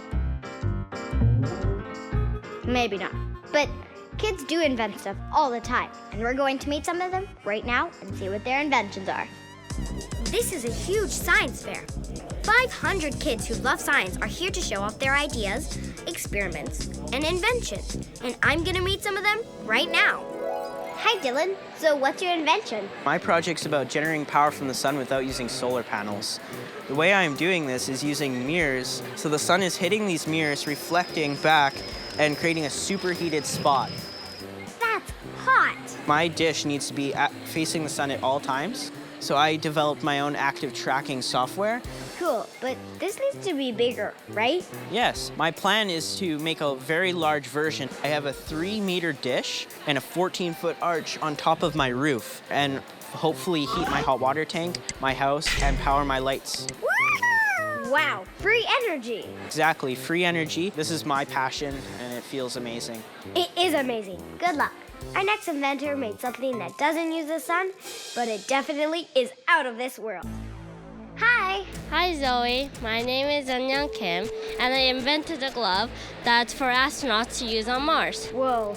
Since Mars is so dusty, my glove helps astronauts pick up their tools because basically they're blind on Mars. So there's sensors built into this glove, and when the sensors get close to an object, it sends signals to this small computer that makes the glove vibrate. Do you think NASA will want to use your invention? Yes, I think it's a good opportunity for NASA to use this glove when they go to Mars. Woohoo! Let's hope they do. Now here's an invention that you definitely don't need gloves to use. Hi. My name is Deho Daniel Sky. I'm from a First Nations community called Gahnawage, and my project is the door pedal. The door pedal allows you to open up your door using your foot instead of your hands. Cool, but who uses it? I went to my local hospital and I allowed a nurse to try it out because there's lots of germs in the hospital. She said it was very sanitary because she doesn't have to touch the door handle anymore. And also at my grandmother's convenience store. So now when she's bringing big, heavy things into her store, she can now just open it with her foot. This should open doors for me. Talk about using your head and your feet. And here's Tamid. He invented a wheel that can adjust to any road condition. You can see that the wheel is a complete circle right now. You can see it changes into something very, very spiky. I've spent many weeks, months on the computer screen trying to get my parts to fit together, and when it finally did, when the wheel was finally able to turn and also change shape, it felt great. Woo! This really works well in sand, in snow, in mud, but then when you come back to a highway, you're able to press the button again and get it back to a circle. Well, that's like reinventing the wheel. Thanks. Now here are two people who also took a really old invention and made it into something new and amazing. Hi.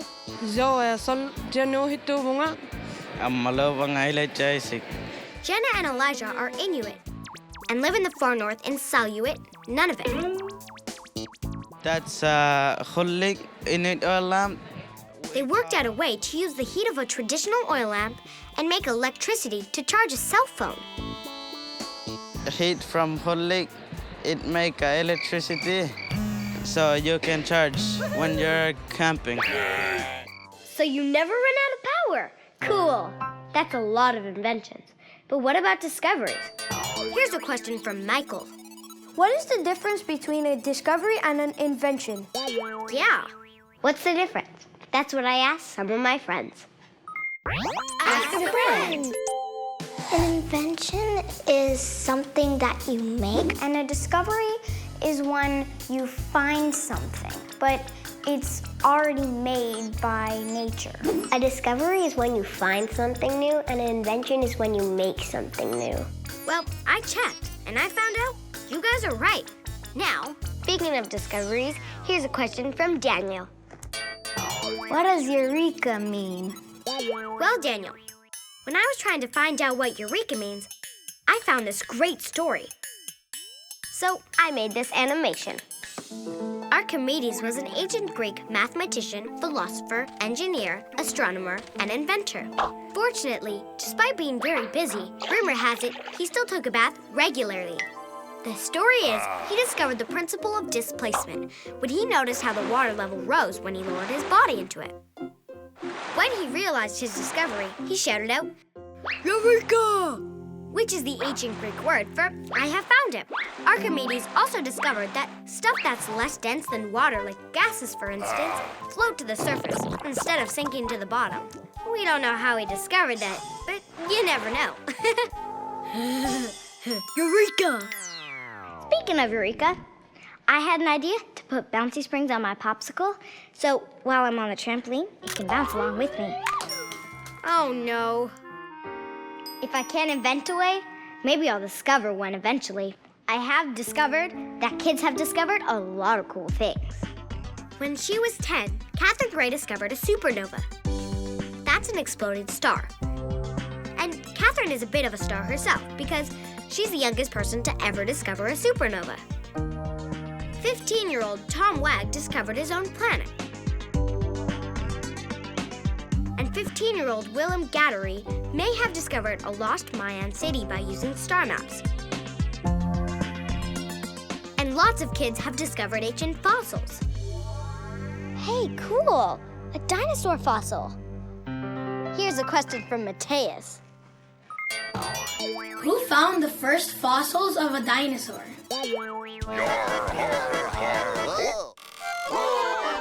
Flat Earth Corner!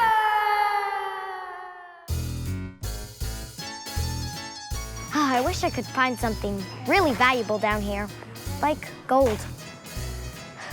Hey, that's odd. There's something there. Forsooth, I found the bones of a dragon. Hey, I wonder if these bones would taste good in soup. I could be the first kid to invent dragon soup. People who found the first dinosaur fossils thought they were the bones of dragons. I guess dinosaurs do sort of look like dragons, but it took a while for people to realize what they'd found. And it took a while for the grand prize winner of the science fair to discover a treatment that might help some people feel better. Hi Zoe, my name is Melissa, and I was able to make a discovery in many patients that had a type of cancer, lymphoma, so it's a cancer of the blood cells. They're usually treated with something called chemotherapy. Then the cancer patient usually starts to feel really bad because that treatment kills your good and bad cells all at the same time. I wanted to develop a new method to help cancer patients so that they wouldn't become so weak. Wow. What inspired you to do that? I have an uncle who has cancer. I also have many friends who are related to other people who also have cancer. So it affects many people, and I wanted to do something that would help a lot of people. I still have a lot more research to do, and hopefully one day be able to really make this treatment available for everybody. Good luck. Thanks, Melissa. Now I'm going to meet some inventors who also had a very personal reason for making their inventions. This is Samantha Gray and Tegan Kitt. They also wanted to invent something that would help people. Wow, this isn't like any other boot I've ever seen before. We were inspired to invent it by one of our friends who is almost always getting hurt. She has a lot of accidents. She fell off a trampoline once. She fell off her bike. And a fence. So I'm guessing this boot doesn't prevent injuries. What does it do? Our friend was always getting cast, and when she was going out in the rain, it would always get wet, so we wanted to make a boot so she didn't have to get her cast wet. And the whole cast can fit inside, and it just does up. To try it out, I put on some extra heavy socks so it'd be like I have a cast. Now you can put the boot on and see how it works. Cool, no laces. How does it feel? It's comfy. I could see how this could hold a cast. Ta-da! In the beginning, our invention was going to be on a shoe, but the shape wasn't right. So we picked a boot. And when we were making the boot, some of the glue wasn't strong enough, so we had to get new glue. And first, when we were doing it, we used magnets like this on one side and washers on the other side, but it wasn't strong enough. So we decided to use magnets on both sides. Okay, now I'm going to put your boot to the test. So my foot won't get soaked? Not a chance. Definitely not. Okay, I'm gonna go a little bit more daring. Hey, my foot isn't wet. That's awesome. It's actually meant for puddles, but it works in the shallow end. What's next for you inventors? We would like to add some reflectors to the boot to make it more safe at night. And add some cool designs to make it more fashionable. And we also have come up with a logo. Puddle jumpers. Awesome. So Samantha and Tegan were inspired by trying to keep things dry. Now here's an invention created by someone who wanted to make sure people could get wet when they need to. Rachel Brower won medals at 2 science fairs, including a gold medal for her very watery invention. Hi, Rachel. Hi, Zoe. So what did you invent? So this is a water pasteurization system for third world countries. It removes the bacteria and impurities from water, making it safe to drink. What inspired you to make this? So a couple of years ago, when I was 11, my family went hiking in New Hampshire. We saw the lakes and the rivers, but then we saw the contaminated do not drink signs. And at the same time, I was reading the I'm Malala book. And in this book, many women and girls are dying from the cholera outbreak. So I put the two things together and I decided I wanted to make a difference. Cool, so how does it work? So first the water is pumped from a water hole or lake, and then it runs through this basic cotton and charcoal filter system.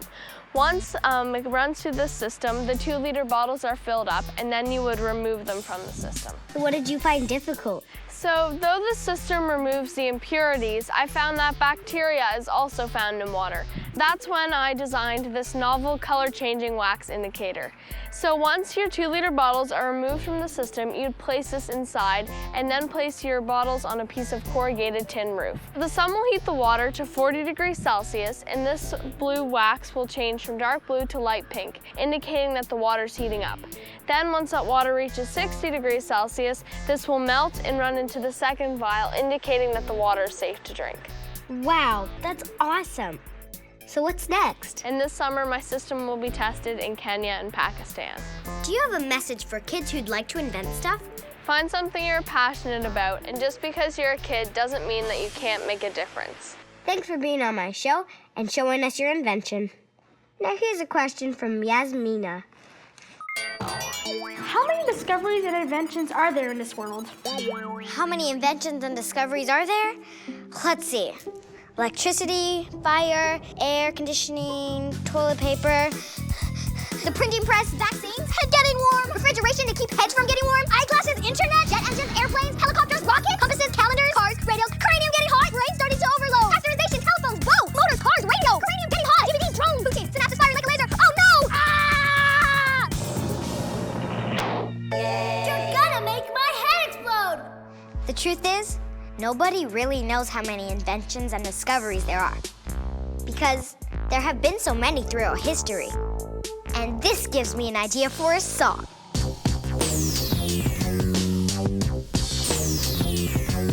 Inventions and discoveries, doing something new. They help us do things that we wanna do. Like dreaming up a robot to help us clean our room. Create a kind of rocket to take us to the moon. Energy from the sun, non-polluting cars. Gloves that help you find your tools on Mars. Inventing and discovery, it's doing something new. Inventing and discovering will open doors for you. Inventing and discovering will open doors for you. Inventing and discovering will open doors for you.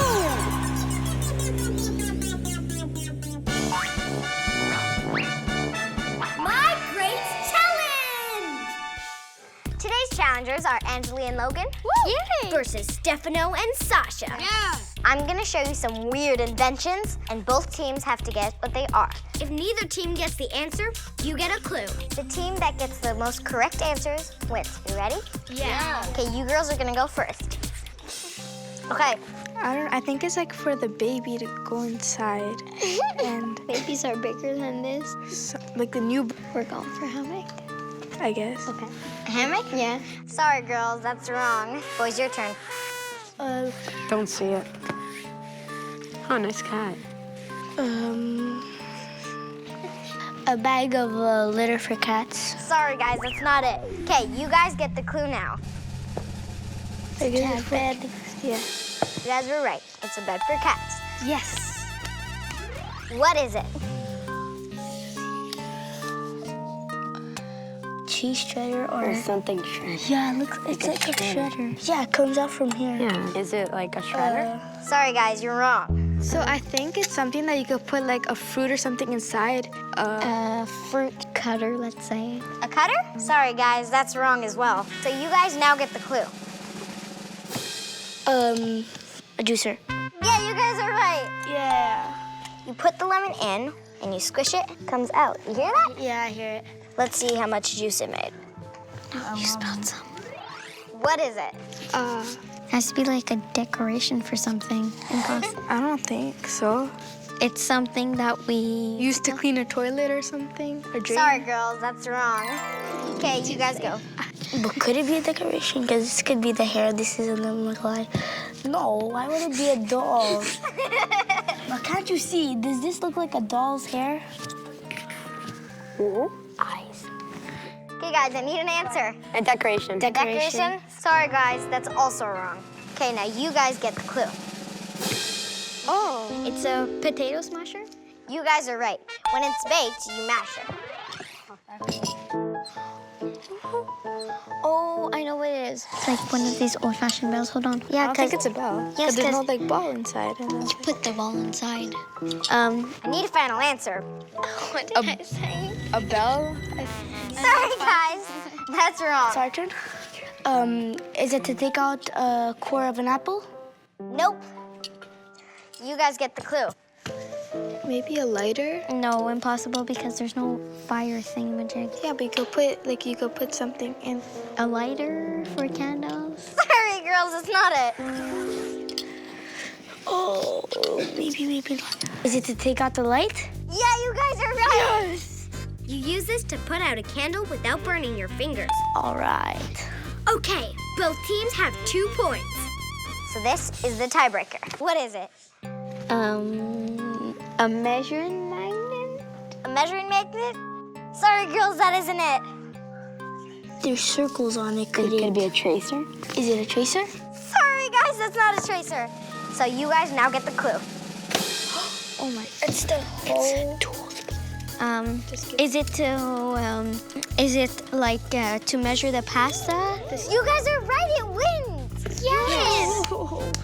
What you do is you put it in, and that's how you measure it for 3 people. That's cool. I need that at home. Well, thanks for being on my show and helping me find stuff out. Now, time to answer the question that inspired my show today. Is there anything left to discover or invent? The big answer is... Well, Anthony, to answer your question, I've decided to ask someone who's gone all the way to space to discover things. Astronaut Chris Hadfield. Chris, thanks for being on my show. So, do you have an answer to Anthony's question? Is there anything left to invent or discover? Zoe, we have no idea what we're doing. We are just getting started. We don't know what 94% of the universe is even made of. We are just infants. There are so many problems that we need to solve, and we're counting on scientists and engineers and bright young people like you and like people right across the country and around the world to solve those problems. So there's a whole world of things to discover and learn from and improve the quality of life with. Thanks, Chris. Well, that's my show for today. By the way, notice anything different? I finally invented a popsicle holder that lets me use my remote and take my earmuffs off. See you next time for more Finding Stuff Out. I've been practicing karate because I had the same question as Joey. How can you break things with a karate chop?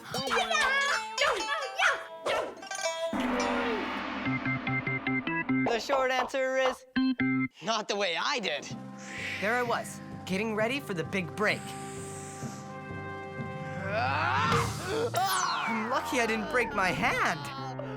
And now I'm ready to try again. But I want to do things right this time. Maybe your questions will help me figure out how. And I promise by the end of the episode, you will see boards broken. Next question.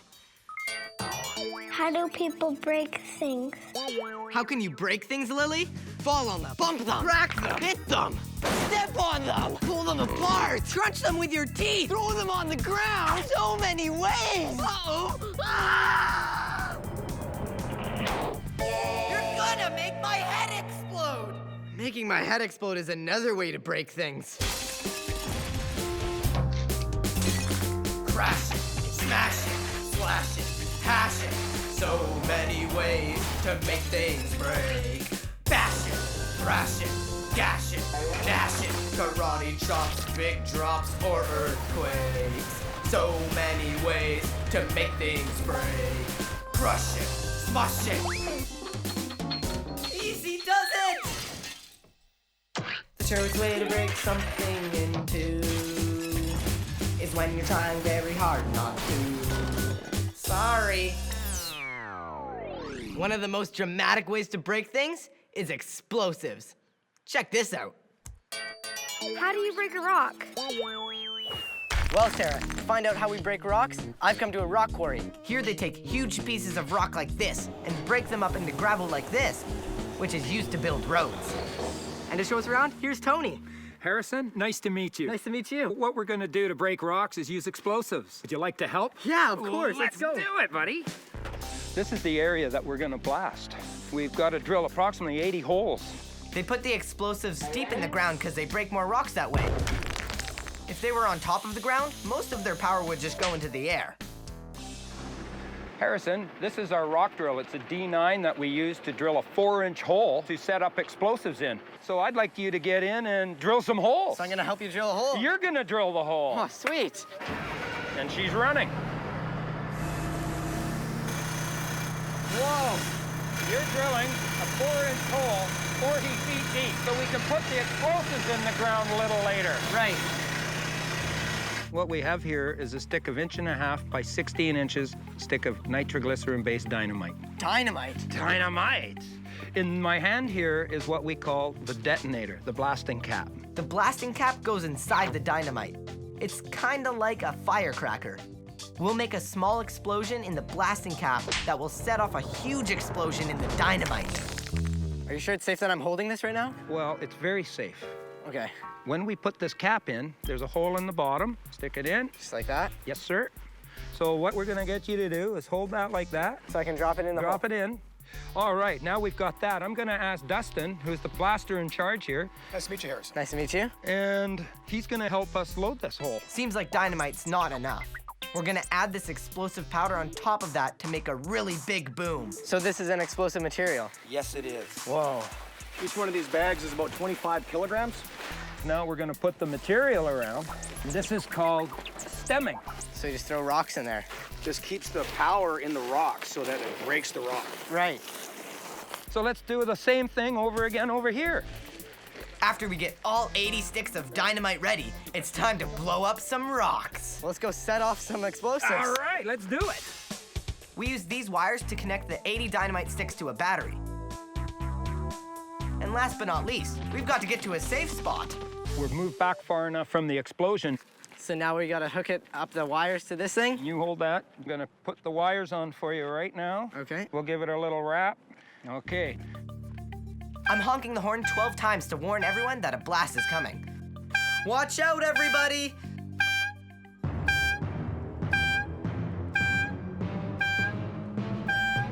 Scream it. Blasting! Fire.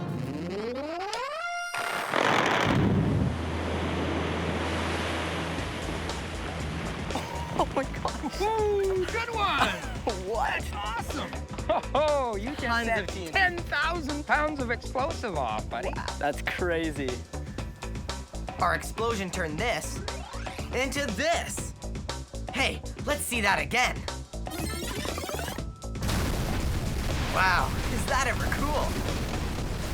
When I slow it down, you can see the blasting caps going off, setting off the dynamite and releasing the hot gases that blow the rocks apart. Whoa, look, it's just a big pile of rocks now. That is awesome. But they're still too big to build roads with. What do we do now? crush them. This is the jaw crusher on the end that the wheel loader puts in and then puts it into the crusher. There's that big one coming in, and that rock will break into a 6-inch miner.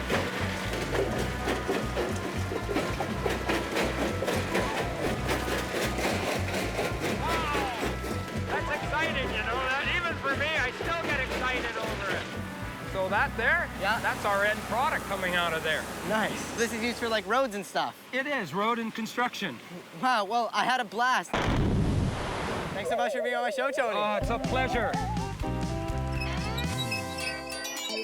Why do different things break differently? To help break down the answer, please welcome materials engineer, LV Dalgard.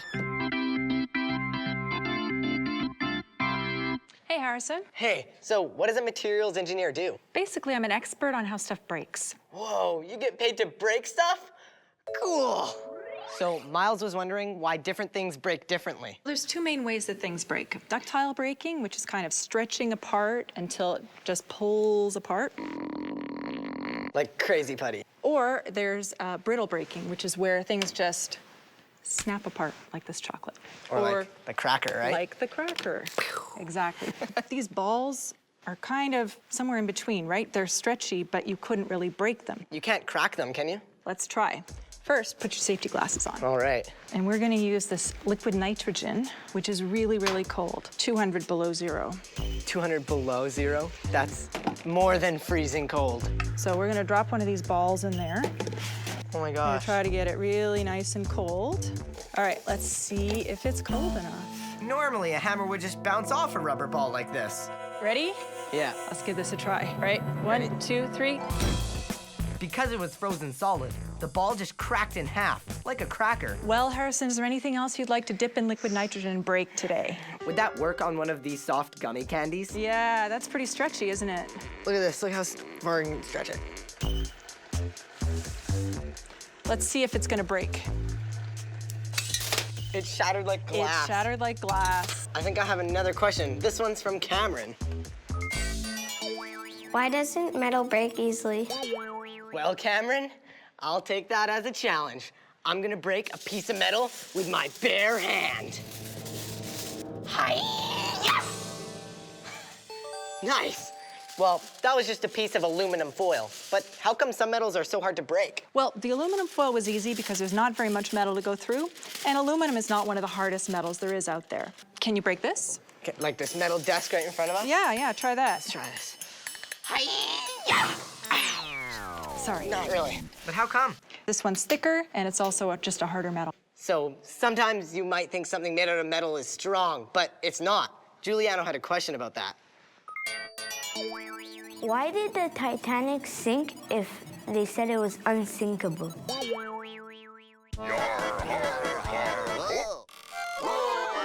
Flat Earth Corner!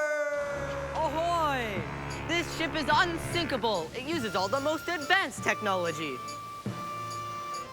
I seem to misplace my binoculars. The captain asked me to watch out for icebergs. Oh well. This ship is unsinkable. Even if it did hit an iceberg, it would not sink. Whoa! People thought the Titanic was built to be unsinkable. No one would have ever thought it would fall apart the first time it sailed. But when the ship hit an iceberg, it ripped open. Here's why. The ship was held together with rivets, short metal pins that connect the big pieces of steel. The Titanic's rivets were supposed to be made of super strong steel, but the shipbuilders ran out of it. So they used a kind of metal that unfortunately breaks when it gets cold. Remember how LV showed us that could happen? When the Titanic hit the iceberg, the rivets broke and water got into the ship. Luckily, today we have safety rules on how to build ships so that they don't fall apart like the Titanic. Now here's a question from Serena. Why when you throw a plate on the floor, there's big pieces and there's little pieces? Let's find out.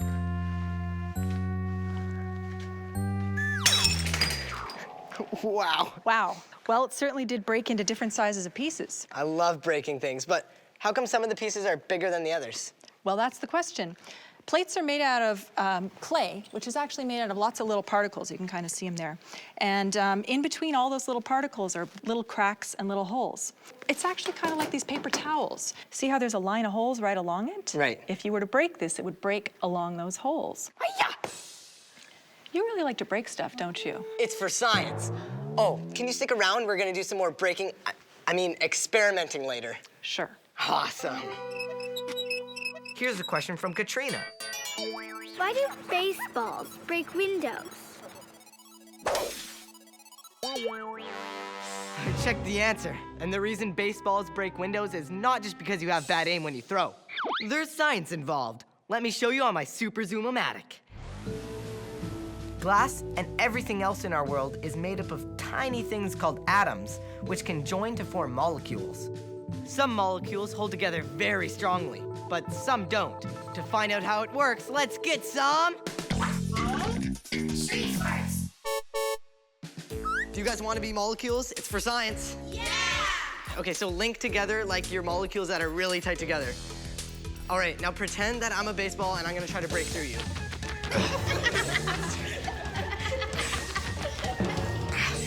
So hard, so difficult.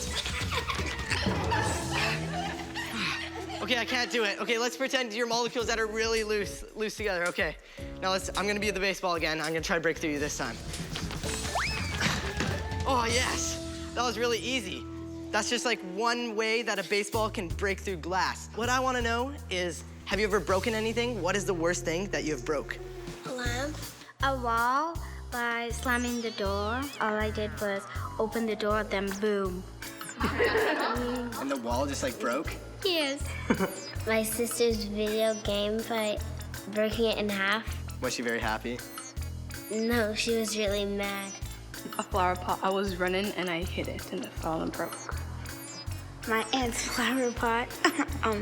I was taking something out of the microwave, then I banged myself into the plant, then I fell on the ground. A picture frame by playing soccer in the house. Why were you playing soccer in the house? I don't know. Were your parents mad? Yeah. If you want to learn how not to break things, it's time for My Great Challenge!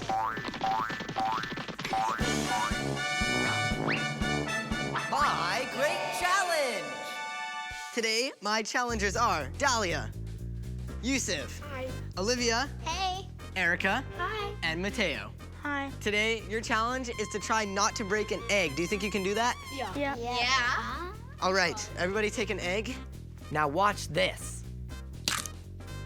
To prevent your little buddy from ending up like that, use the stuff in the bins. There are sponges, marshmallows, papers, string, all kinds of useful stuff. Do whatever you want to it to try to make it not break when it's dropped from all the way up there. Oh my gosh! You'll have 3 minutes to wrap up your egg. First of all, though, we're gonna get you to draw faces on your eggs, yes, with these markers, so that we all know whose egg is whose. Mine is Humpty Dumpty. Here's Eggy. Here's Scrambled. Here's Shelly. Here's Commander Cody. All right, you guys will have 3 minutes to protect your egg. Are you ready? Yeah. Get set, go! Is there bubble wrap? Okay. Never mind.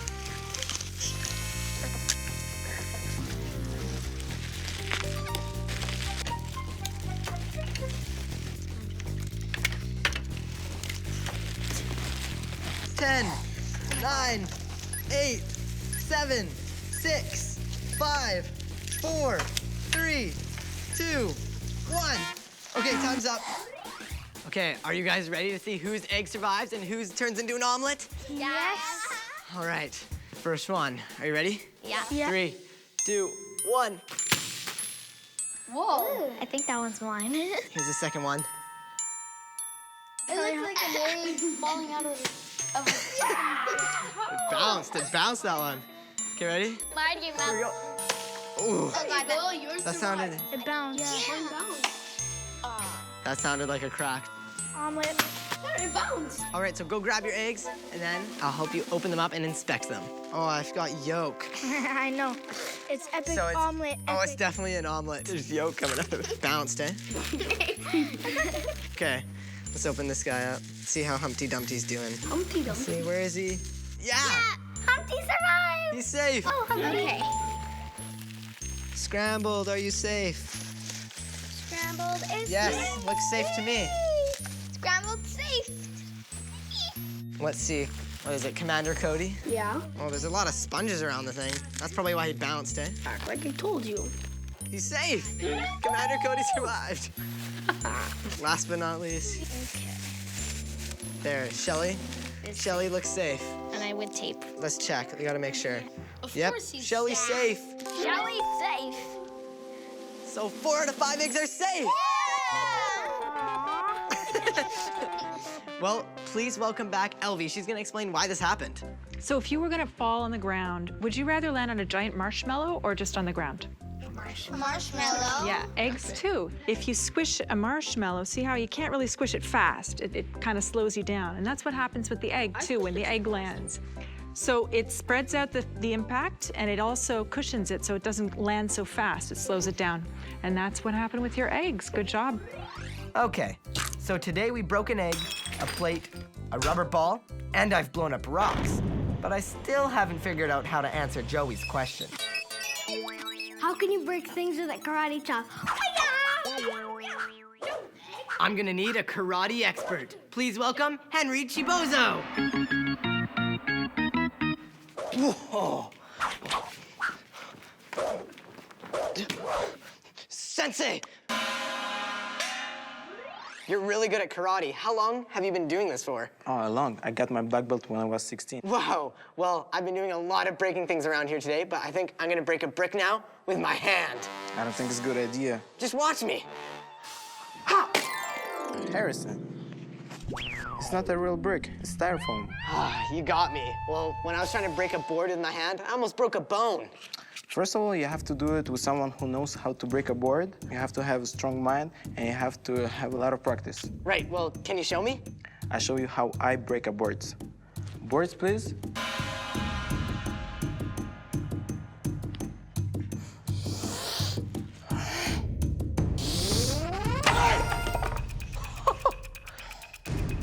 Can you do more?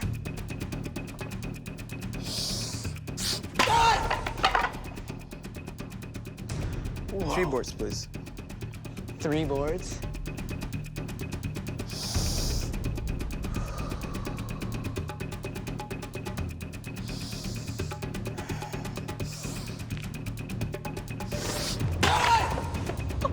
Whoa, 3 boards. Can you break a board with your foot now? Of course. Can I have a board?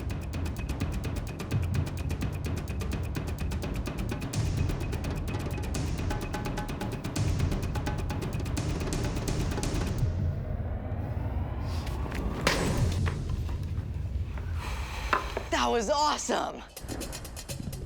Okay, I guess it's time to answer Joey's question. How can you break things with a karate chop? The big answer is...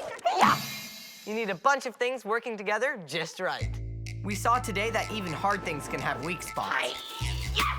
The pine wood that Henry broke has seams, sort of like the paper towels Elvie showed me. Those are its weak spots. Our hand bones are stronger, and the flesh around them cushions the blow. Sort of like the way marshmallows and sponges protected our challengers' eggs. So, when a karate master hits the wood's weak spot with just the right speed and power, the wood breaks. But it takes a lot of training. Can you show me how to do that? I'll show you a beginner's technique. Oh, this can be today's.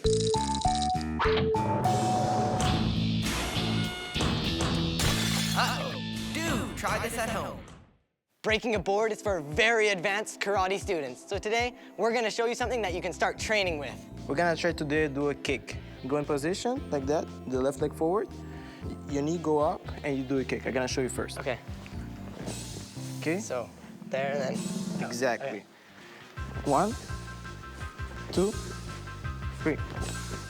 All right, I think I'm ready. Good. I can break a plank, right? Yeah. Bring the special plank, please. Oh, a baguette. Okay.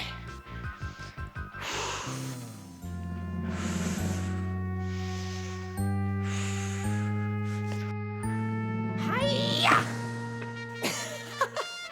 I did it! Nice.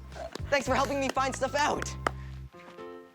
Stale baguette. That's like the hardest thing in the world. Hi, welcome to Finding Stuff Out, the show where I search for your answers, no matter how shocking they are. And you might be wondering why I'm walking on this red carpet. Well, it's not like I was nominated for an award or anything, but if you wanted to nominate me, that would be totally awesome. Actually, the reason I'm walking around on this carpet is because I'm trying to answer a question about a mysterious form of energy. So if my calculations are correct and I've shuffled just enough... Ouch! That was more than I expected. Must have been the shoes. Anyway, let's start off with a question. Sorry, I forgot to turn the monitor on. That's better. It's from Lucia. Why does my hair stick to my chair? The short answer is, it's caused by a powerful force of nature.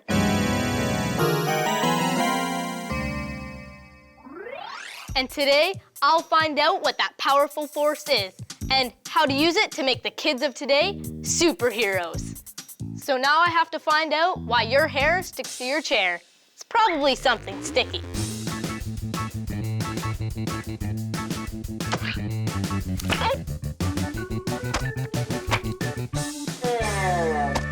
I guess the mysterious force isn't peanut butter. This calls for an investigation. And another question. This one's from Steven. Why do we need electricity? If cavemen didn't, then they survived. Here's an animated clip I made that should shed some light on your question. True, cavemen didn't have electricity, but they did have another form of energy, fire, which back then wasn't easy to make. They could use it to cook and dry their clothes, or even as a light to read by. And for millions of years, fire served as a cheap substitute for family entertainment. Oh no, Grog's favorite show, preempted by Weather Network. Staying warm, cooking food, and entertaining ourselves are just some of the things that we use electricity for. Now here's a question. Why do so many things run on electricity? From the world of physics, please welcome my special guest, Mark Nantel!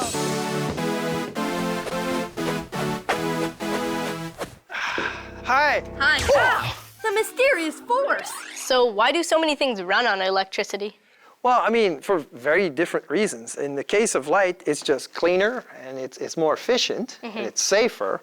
In the case of a drill, a hand drill, you can put it in a battery and go anywhere you want. In the case of the watch, well, you know, you don't want to have to wind your watch all the time, and sometimes you forget. It's a pain. It's a pain. Well, the electric one works pretty much all the time for a long time. So that's why a lot of things work on electricity, essentially. And you know, Harrison, this makes light, right? It makes a lot of light and it's great, but it's not very efficient. Yeah. Now, this little guy is very efficient. It doesn't take hardly any electricity to light up. Cool. Let me find a battery. Don't worry about it. I have everything we need in this lemon. Yeah, I'll show you. We'll make a battery with lemon. Okay. The lemon juice can be what's called an electrolyte. An electrolyte is something that is used in batteries to carry electricity from one side of the battery to the other side of the battery. So you take a lemon, you make a little slit in it. In the slit, you put a penny, and then you put a nail on the other side. Well, what you have here is essentially a little mini battery. Now, if you want to be clever, you make several of these guys, and then you can connect them in a row. So yeah, you take one side to the penny, other side of the alligator clip goes to the nail. Okay. And you continue like that for a while, and the more lemons you put, the more power you get. So let's try to make it like this with a 4-lemon battery. Let's see if it works. It works! Ta-da! So now there's a better saying. When life hands you lemons, don't make lemonade, make a battery. Now here's a question from Joshua. How do we make electricity? How do we make electricity? Well, Joshua, I think we already answered your question. There's a huge pile of lemons somewhere, the size of a mountain, along with some pennies and nails, right? Well, not exactly. There are other ways to make electricity. Typically, you send something through a propeller of some kind. As it goes through, it gives electricity, and the electricity, in this case, can power the little light bulb, right? It could be wind. Sometimes you can put water and have it go down through a bunch of turbines. This is a fancy word for propellers. And then the propellers are connected to a generator, and at the end comes out electricity. Sometimes when you don't have water and you don't have wind, you may want to generate your own by boiling water and making steam, like really high pressure. Yep. And then you pass that through your propeller. And so how do you make the steam?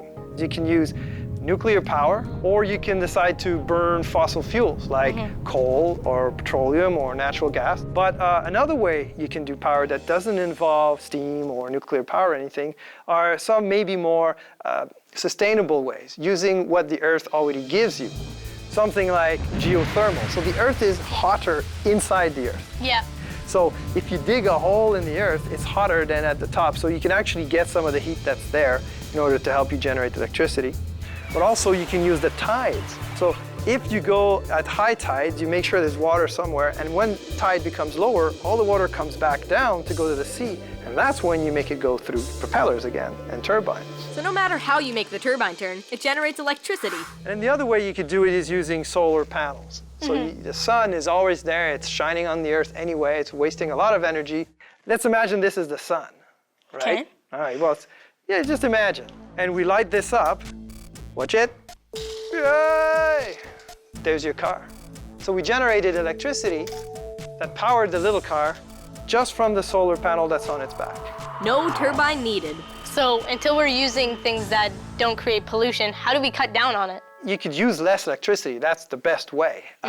So if you have lights on in the house that you don't need to have on, turn it off. You can still leave the TV on if you're watching this show, though. Yeah. Now here's a question from Kirsten.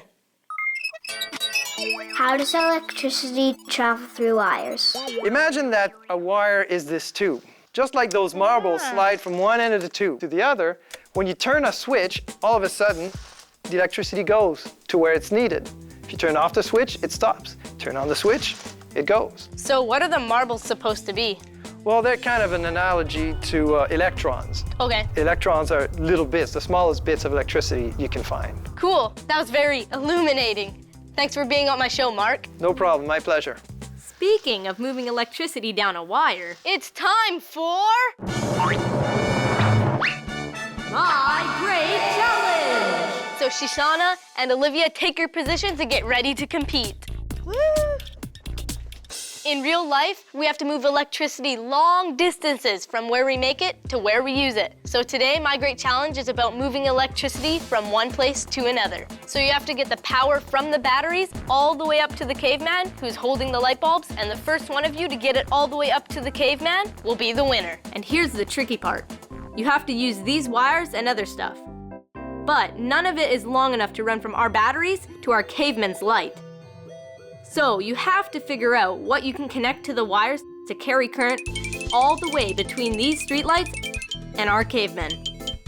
Here's a hint. Some of our materials are called conductors, meaning that electrons can flow through them. Others are called insulators, meaning that electrons can't flow through them. When I touch these wires together, a buzzer will go off, and that's your signal to start. Are you ready? Yeah. Okay. Here, there's a worm on this one. Olivia starts with the toy worm. It's made out of rubber, so the light won't go on. Rubber does not conduct electricity. It's an insulator. Shoshana tries out the steel wool. Will it work? Yes, I got one.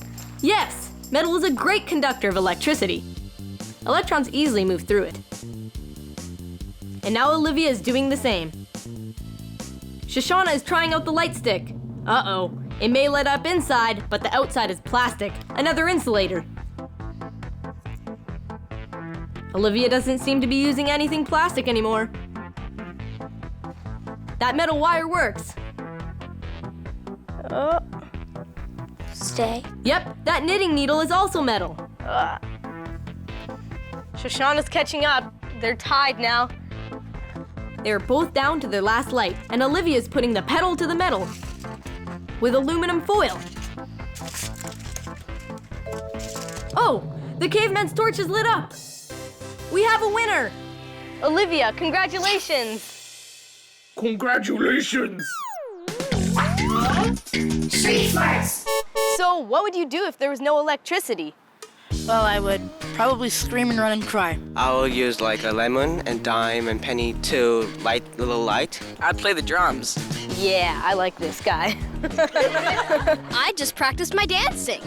To be honest with you, I don't really care if there's electricity or not. I would just use a candle and just live my life. I do like Benjamin Franklin or Thomas Edison did, learn on how to do it, or I just use my dog to tug me to school on my scooter. I'll scream and die. No electricity? My show wouldn't exist. That means you guys wouldn't be able to see me. How come electric eels don't electrocute themselves? Yeah, that's weird. How come electric eels don't electrocute themselves? Now that is mysterious. I've never thought of that before. An animal that makes electricity, shocks other things, but doesn't shock itself with electricity that it makes inside of its own body? That's shocking! You're gonna make my head explode! To find out more about electric eels, I met up with Nicole Can at the aquarium. An eel? That's not creepy enough. It has to be an electric eel. So, how do these things work anyway? Do you have to plug them in? No, not at all. These electric eels can be found in the muddy waters of South America, and they generate electricity to stun their prey and to scare their predators, the things that want to eat them. Okay, let me get out of here. Ugh, why would you want to eat an electric eel anyway? And how do they make electricity? Well, on the back of their tail here, they actually have very specialized cells called electrocytes. And when they all fire at once, that's what creates the electric charge. Okay, so to answer Jamie's question, how come they don't electrocute themselves? The truth is, nobody knows. There's a couple of theories out there. Some people think that maybe they're immune to electricity, or maybe they just have all of their vital organs insulated from that charge. Are they the only animals that make electricity? No, don't tell me sharks make electricity too. They're already dangerous enough with their teeth. Okay, well, they don't actually make electricity, but they can detect it. They have special cells underneath their snouts, and all those cells do is they detect bioelectricity. So that's the electricity that any living thing makes, whether it's a fish or a person. Wait, did you just say a person? Yep. Dun, dun, dun. Now my head really is going to explode. If my head's going to explode, maybe I should go see Dr. Joe Macker. He's a neuroscientist. This is just one of Dr. Macker's friends. So I heard that sharks can detect electrical activity in humans, and I was wondering if it's really true that we can make electricity inside of our own bodies. Yes, that's absolutely true. And in fact, our brains can use as much electricity as a 60-watt light bulb. In fact, I can even show you that electrical activity in action in your brain right now. This is Harrison, our brain, and he's ready to be measured up. Hi. So Chantal's measuring your head and marking the spots where the wires that we're going to attach to your head are going to go. They need to be on exactly the right spots above the right part of your brain. People always want to pick my brain, but this is ridiculous. Are these gonna suck my brain out? No, but they will let us see the electrical activity of your brain. Okay. My mom always thinks I'm wired. Now I'm actually wired. That doesn't hurt, does it, Harrison? No, it's just really cold though. Oh, it helps you keep a cool head. This is what a bowl of spaghetti must feel like. Okay. Great, so now Chantal is going to start the electroencephalogram, or EEG. So I'm ready. I'm going to ask you to close your eyes now. The first test is to check out what happens if I keep my eyes closed, and then open them. For the next part, I'm going to place this light, which will flash at you, and you'll need to close your eyes for this.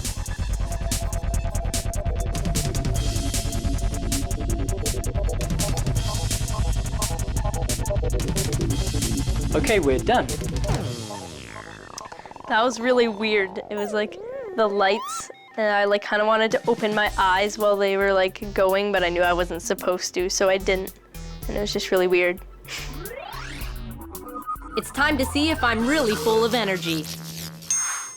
Yes! Check out my brainwaves. That's electricity. So here, this is when you had your eyes closed and everything is nice and calm. And if I just move forward a little bit. Wow. Yep, right there where the yellow Yeah. blob is, that's when you open your eyes and suddenly there's a lot more going on. Yeah, I really lit up today. You certainly did. Okay, and here we're showing you the results of the flashing light that you had. Each of these pink spikes represents the flashing light coming on and off. And as you can see, as soon as we start flashing that light at you, the activity in your brain changes completely. Yeah, it was really big and wavy there, and then as soon as the light came on, it was really small. Right, exactly. So it's true. My brain does generate electricity. But what do you use this for? Well, we can use this to help people with epilepsy.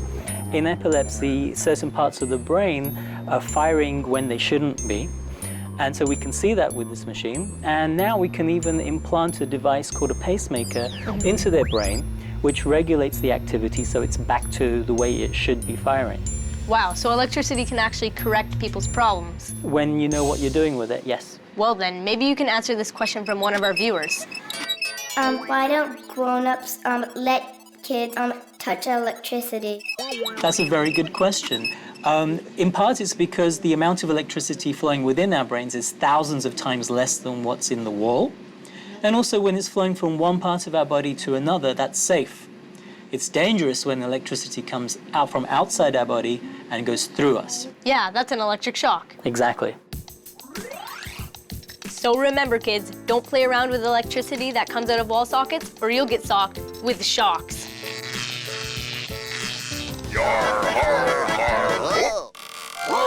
The Flat Earth Corner! In the 16th century, we've made huge medical advances. That's why we know that if you're suffering from certain ailments, like gout, there's a simple cure. Just stick your feet in a tub of electric eels. Whoa! What a wonderful treatment! The electric shocks hurt so much I can't even think about my gout! A few hundred years ago, doctors used to think if you suffered from headaches or an illness called gout, like Henry VIII, King of England, that you could be cured by sticking your foot into a tub of electric eels. Nowadays, we know that electric eels can't cure anything, except maybe boredom. I guess that's why Dr. Macker didn't have any in his lab. But speaking of Dr. Macker in his lab, it's time for...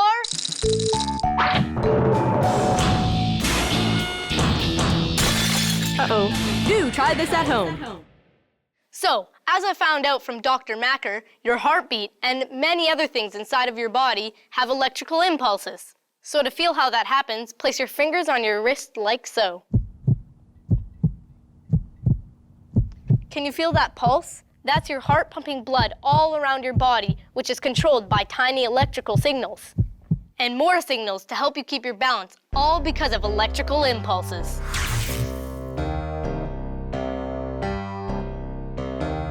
You've got electricity flowing through your whole body from cell to cell at awesome speed. You've got electricity when you're looking with your eyes, when you're smelling with your nose, when you're figuring some math, when you're wiggling your toes, when you're doing funky moves, or when you start to sneeze. You've got electricity. Yeah, you've got electricity flowing through your whole body from cell to cell at awesome speed. You've got electricity.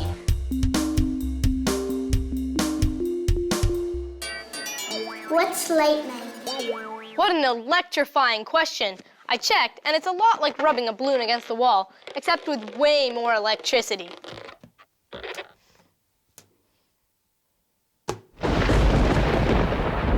During a storm, water droplets and clouds rub together, causing friction. This friction causes electrons, which have a negative charge, to build up inside the clouds. The Earth is positively charged. In this case, opposites attract. Eventually, the attraction is too strong, and zap! There's your lightning. It's what's called static electricity. It's exactly what happens when I rub my feet on a carpet. The friction causes the negatively charged electrons to build up in my body. the electrons have nowhere to go until I put my finger close to the positively charged chair. Then bam! I get a shock, which is like a mini bolt of lightning. Which leads me back to the original question from Lasaya. Why does my hair stick to my chair? Big answer, Lasaya, is... electrons! It's like a tiny version of lightning. When your hair rubs against your chair, it's picking up electrons from it. It's the same when I'm rubbing this balloon against my sweater. This creates negative and positive charges to build up. And that force causes my balloon to stick to my sweater. Cool, my own electric eel balloon animal. I think he likes me. Let's get this party started. How about some pointy teeth? Well, I guess that's goodbye to Mr. Eel. Thanks for watching Finding Stuff Out. See you next time. So sad. Let the force be with you. Hi, welcome to Finding Stuff Out, the show where I answer all your questions. So let's take a look at the first question. Why, when you scratch a chalkboard, it makes that kind of noise? Why? So that when a teacher wants to get your attention, they can do this. I don't know why it makes that sound, but by the end of the show, I'll have the answer to your question and all things sound related. Speaking of sound, let's listen to this question from Jonah. How come when you make the volume very loud, you vibrate? Me? I kind of vibrate all the time. But let's see what happens when we crank up the sound. Getting louder and louder. My ears are starting to buzz. Starting to vibrate.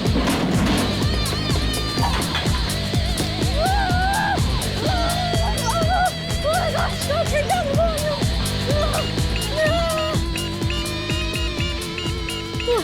Okay, it's a little better. There we go.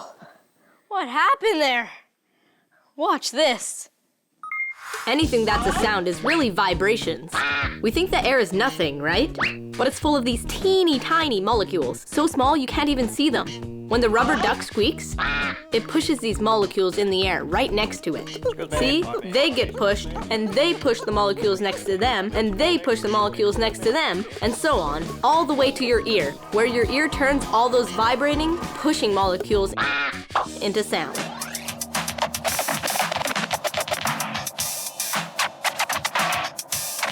Here I am with DJ Kid Koala to talk about funky vibrations. So what do you need to become a DJ? Is it talent, musicianship, or is it some rock star sunglasses? Well, Harrison, it all boils down to vibrations.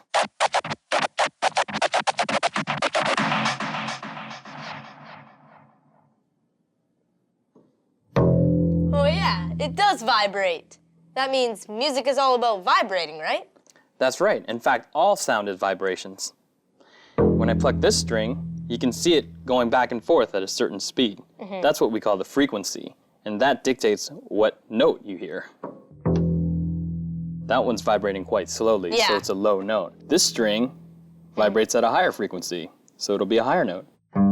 Yeah, I can see it moving really fast. Exactly. So all music is just different notes vibrating at different frequencies. Cool. Your voice actually vibrates too. In fact, we can see that with our eyes. Mhm. Let's go record it. Okay.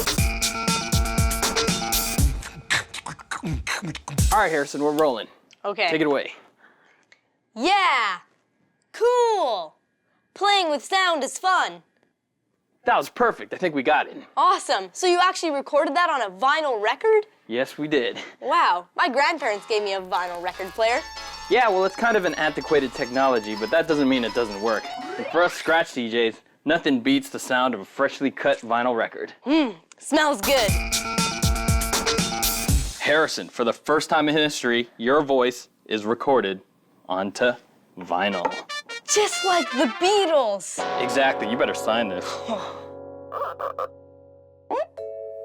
Now let's look into this Super Zoom-o-matic. Whoa, There are grooves. Groovy. When you play a record, the grooves in the record bounce the needle around here, causing it to vibrate. And those vibrations are amplified through all this equipment and come out of the speakers as sound. Cool. So can we hear it? Yeah, let's check it out. Yeah. Cool. Playing with sound is fun. So, now that's cut onto the record, we can actually change the speed. So I can make you sound like a chipmunk by speeding up the record, causing the needle to vibrate even faster. Let's hear that. Or I can slow you way down, like this. Playing with sound is fun. Yeah! Let's jam.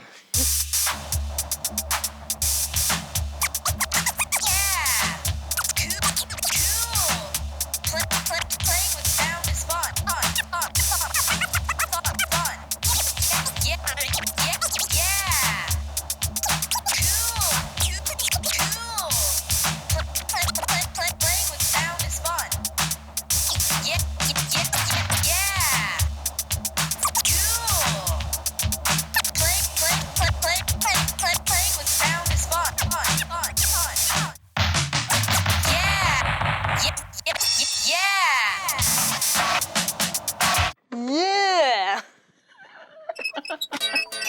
Why are they called the eardrums? Well, inside each of our ears, there's a thin membrane, not unlike this skin here on this drum. Is the eardrum why we hear sounds in our ear? Partly, sound enters our ear and vibrates this membrane. Then, the sound is transmitted through these 3 tiny bones and into the cochlea, which is a little snail-like structure in your ear that's full of fluid and tiny, tiny little hairs. So those 3 tiny bones transmit the vibrations through the fluid, and those hairs pick up the vibrations and send little messages to your brain, which then tells your brain that you're hearing a sound. Ah, I feel a song coming on. I agree. Let's hear it. Here we go.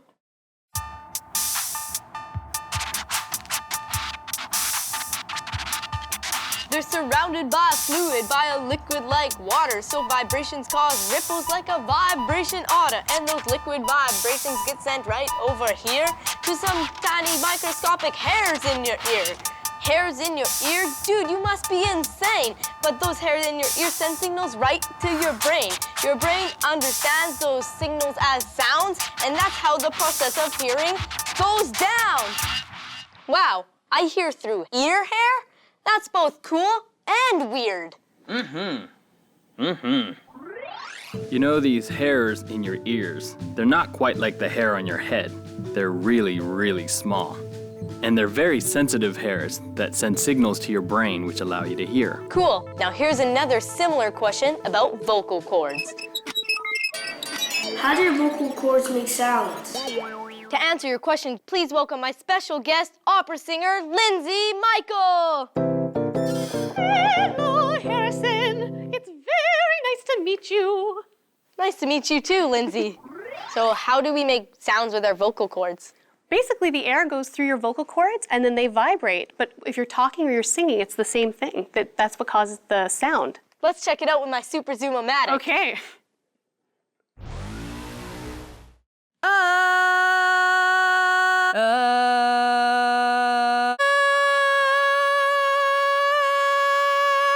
Do you want to do a duet with the Finding Stuff Out song? Okay, let's do it. Okay, if you put your hand on your throat, you can feel it happen. Okay, so after 4? Okay. Okay, 1, 2, 3, 4. Finding stuff out, finding stuff out, finding stuff out. That's what it's all about. Do you feel it? Yeah, it's vibrating. Yeah. It's cool. That's where the sound comes from. You have some pretty special vocal cords. How do you make such amazing sounds and stuff? It's a lot of practice, Harrison. I've been working at it for years and years and years. And everyone has a special sound. You know how everyone's voice sounds different? Yeah. You can always recognize a friend's voice in a crowd? Yeah. That's because our bodies are different and your body is your instrument. So depending on the shape and size of your vocal cords, you're going to have different sounds. Also, the sound resonates in your head too, like in your nasal cavities. So that's why everyone's voice sounds different. And so if you train it, you can make it a really beautiful singing voice, but it's always going to sound like your voice. So how do you train your vocal cords? Well, you train your vocal cords by working on your breath, So you control how much air goes through your vocal cords so you can make the sound very high or very low so it sounds consistent all the time.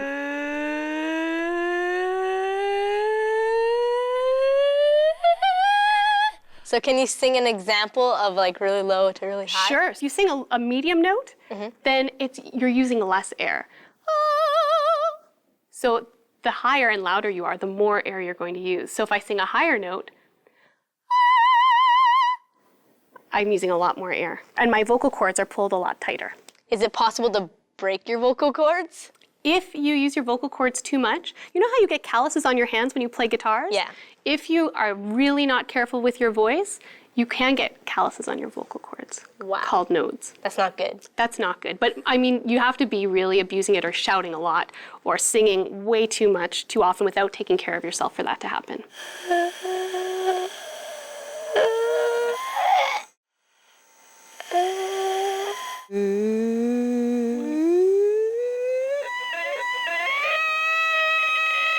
I heard that opera singers can break glass just from like a certain note or pitch or something. That's true. You can break glass with sound. And it's pretty amazing. I've been trying, and I'm coming very close to making the glass break, but right now I can just make it vibrate.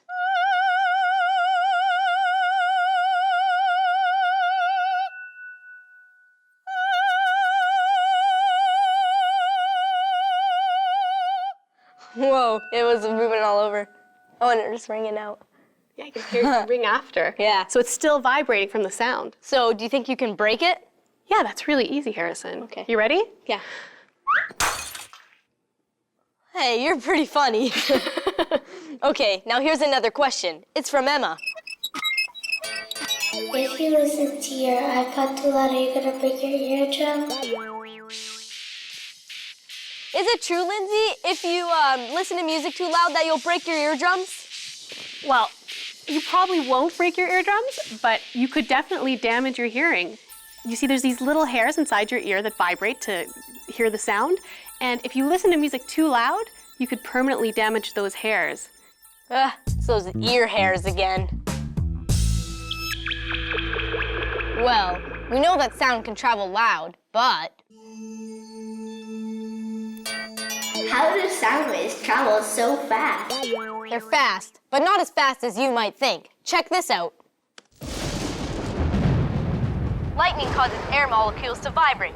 That's thunder. Now we're so close to this storm, we hear the thunder as soon as we see the lightning. Like this. Whoa! Whoa! That's too close for comfort. Let's move back a bit. That's more like it. Even though the lightning is much further away, we see it almost immediately when it strikes. But the thunder, which is made at the exact same time, takes longer to get here. That's because compared to light, sound is a slowpoke. Light travels almost 1,000,000 times faster than sound. Why are concerts so loud?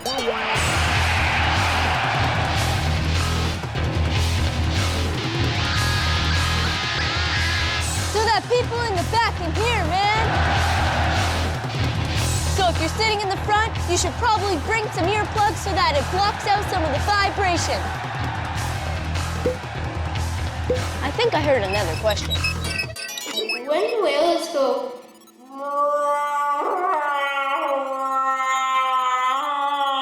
are they really communicating, or are they just going for no reason? Well, Wolfie, I went to my favorite neighborhood aquarium. Hey, Harrison. Hi. To find out the answer from my favorite aquarium person, Nicole Can. And she says that whales not only communicate with each other using sound, but some of them, like belugas, use the same trick as submarines. They actually use sound to figure out where to go. It's incredible. It's like they can see using sound. It's called echolocation. Basically, they make these really high-pitched click sounds, and they send them from their blowholes on the top of their heads to their melons, also called their foreheads. And as they send the sound out of their melon, it goes into the water, it hits something, and bounces back to them. And by listening to the echoes of their sounds, they can form mental pictures of their underwater world. So it's almost like they can see in the dark using just their sounds. Wow, that's really cool.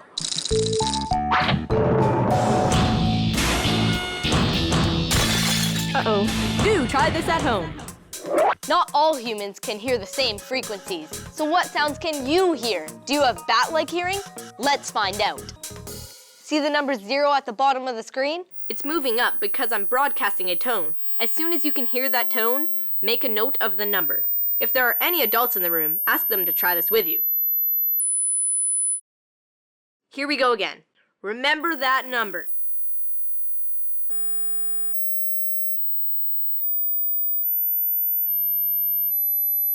Okay, you have your number? What does it mean? Well, remember those little ear hairs we all have? As we get older, we lose the teeny tiniest of those teeny tiny hairs.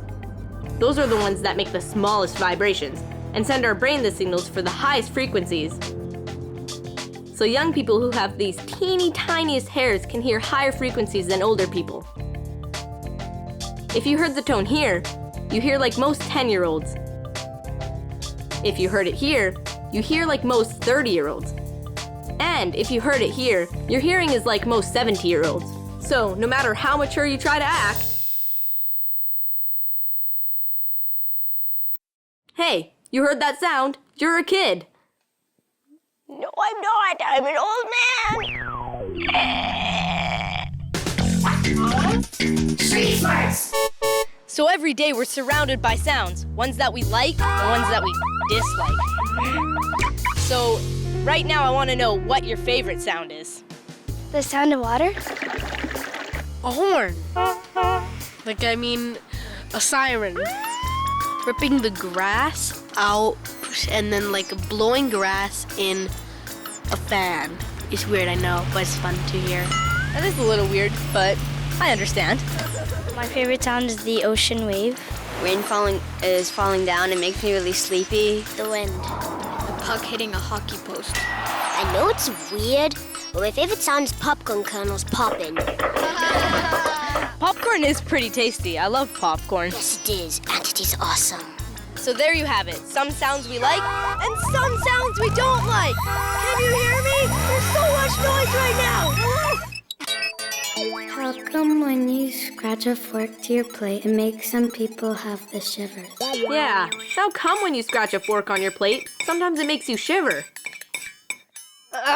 Don't you hate that sound? That means there's no pie left on your plate. But that's not why it gives you shivers. The short answer is adrenaline. When an animal hears something scary, their body releases a chemical called adrenaline. Adrenaline makes them super ready for running away or fighting. Also, their hair stands up, which makes them look bigger and scarier too. Some scientists think that the squeak of chalk or the sound of a fork on a plate makes a sound similar to the shriek of apes when they're in danger. So when our prehistoric ancestors heard that kind of noise, their hair would stand up to make them look bigger and scarier, ready to fight or take flight.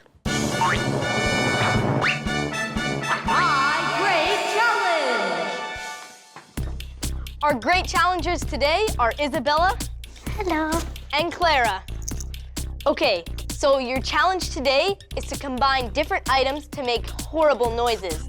You each have 10 tries. Every time you make Lindsay shiver, you get 1 point. Are you ready? Yeah! Okay, go!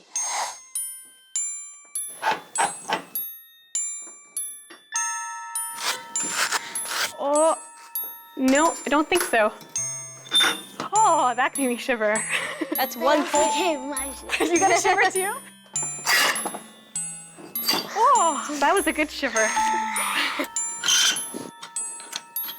Oh yeah, that's a shiver. Oh. No, I don't think so. Oh, that's a good one. Yeah, that's a good shiver. I think that's pretty close. Half point for that one. Oh, no, don't think that one. No. Made me shiver. That's pretty loud. That made me shiver just because it was loud. That's good. Oh, yeah, that's pretty terrible.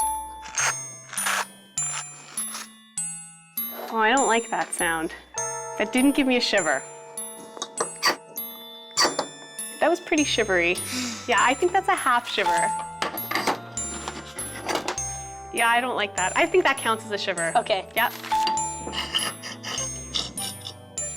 Yeah. I still got a shiver though. So Clara has 3.5 and Isabella has 5.5. And this is your last try. So it looks like Isabella is gonna be our winner. But let's see if you can make a big splash. Yep, that definitely made me shiver. So I guess the final score is 5.5 and 4.5. Congratulations, Isabella, you're the winner. Yay! And this challenge brings us back to the original question that started this sound search. Why, when you scratch a chalkboard, it makes that kind of noise? So your big answer is, Elijah, vibration.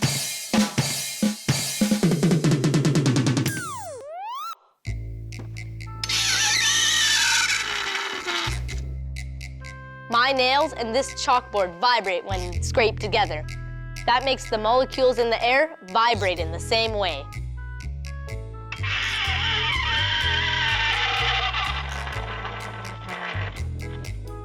Enough with the horrible sounds. Now let's listen to something that sounds really cool. Like this, the Finding Stuff Out theme song.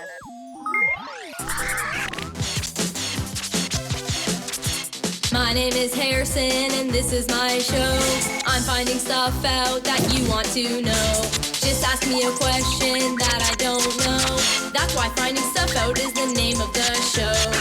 So just give me a shout and we'll figure it out with the help of some friends, and the fun never ends on Finding Stuff Out, Finding Stuff Out, Finding Stuff Out. That's what it's all about. Yeah. Hi, welcome to Finding Stuff Out. You know what I love about doing the show? Whenever I'm about to get blamed for something, like that moldy bread under the couch, I always say it's research. Like when I made a paper airplane in class, I told the teacher that you guys sent me a bunch of questions about flying. Here's the first one. It's from Angelina. Why can't humans fly? I know! It's so unfair, isn't it, Angelina? Whatever the reason is that I can't fly, it's not good enough! But maybe if we start with something that can fly and figure out how they can do it, maybe we can fix it so that we can. Let's start at the beginning. We have to go back, way back, about 360 million years. The first living creature to fly was an insect. Geronimo! And flying was such a big advantage if you're trying to catch something to eat or avoid being eaten, that more bugs evolved to fly. Today, more than 1 million species of bugs have wings. That's a lot of flying bugs, almost as many as I have questions. Here's one from Mika. How do fat bees fly with their little legs and their big fat selves? That's exactly what I want to find out about. Bees do not look like they should be able to fly. So if they can do it, why can't humans? Check this out. These bees are beating their wings so incredibly fast, you can hardly see them. Now watch. I put it into super slow-mo. See? They don't just flap them like birds do. They rotate them. Bees fly a lot like helicopters. That's the way I want to fly. They both can hover, change direction quickly, and watch this, fly backwards. Clearly, insects are nature's expert flyers, so if we're ever going to do it, we should probably find out how they do it.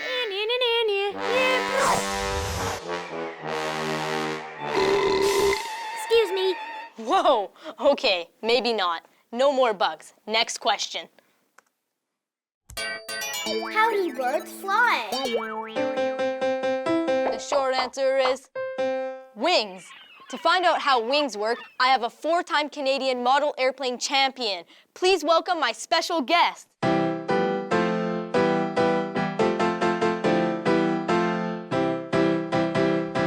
It's a bird. It's a plane. Oh, and it's Isabelle Deslauriers. Hi, Harrison. I'm glad that's not a bug.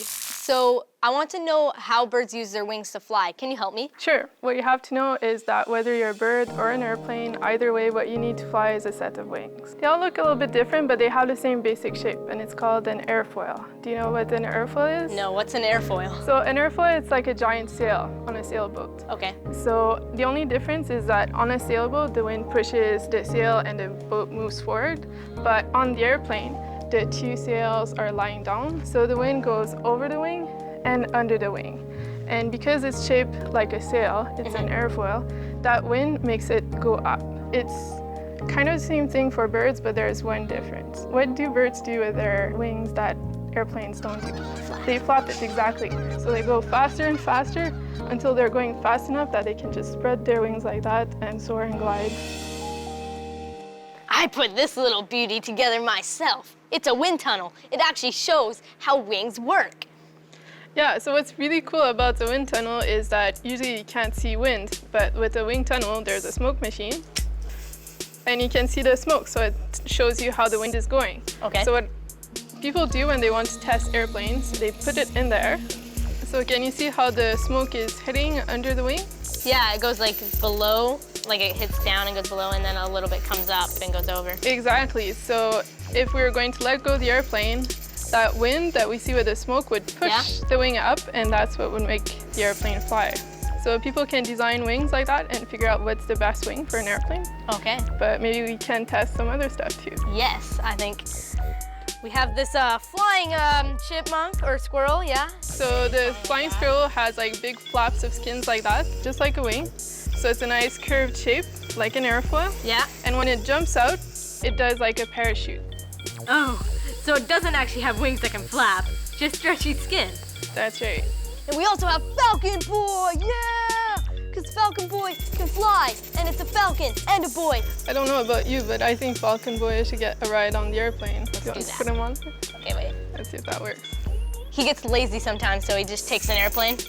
So although wings might look a little bit different, whether you're an airplane, a bee, or a bird, or a flying squirrel, or even Falcon Boy, they all work pretty much in the same way. So I think we're getting somewhere. If I have the right type of wings, maybe I can fly. That sounds like a challenge. My Great Challenge! Today's great challenge is all about making the best homemade paper airplanes. We're here at my school's loading dock since we need a lot of space to fly them. Our two challengers today are Kenny and Aaliyah. They're going to be demonstrating airfoil with nothing but paper and air.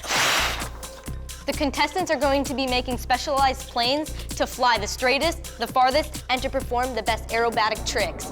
Plane number 1, the straight shooter. What makes this plane fly the straightest? Well, it's kind of pointy, so it's a very pointy and narrow wing like this, so it's like an arrow or a dart. So it's going to go very straight. Plane number 2, the cruiser. What's the difference with the one we just made? Well, this one has square wings and they're really big, so it's going to help it go really far and fly for a really long time. It can just soar a lot longer and a lot better.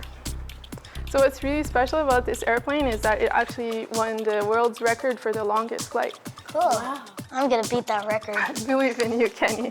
You go for it. Plane number 3, the stunt plane. What tricks do they do? So they can do loops and stall turns and all kinds of stuff. And if you're really, really good with it, you can even make it come back to you like a boomerang. So I guess we're all done. Now it's for the moment of truth. Yeah! Okay, the first round is all about accuracy. Kenny, you're up first. So you guys are going for the cone. The closest one wins. Pretty good. Aaliyah, now it's your turn.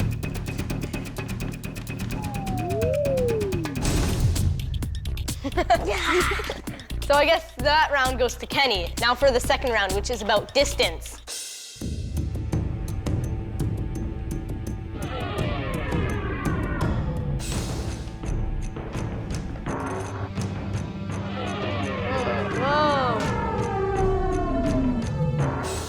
Good job, Aaliyah. You are the winner of the second round. So you both have won one round. So the winner will be determined by the third round, which is about aerobatics. Kenny, you're up first. So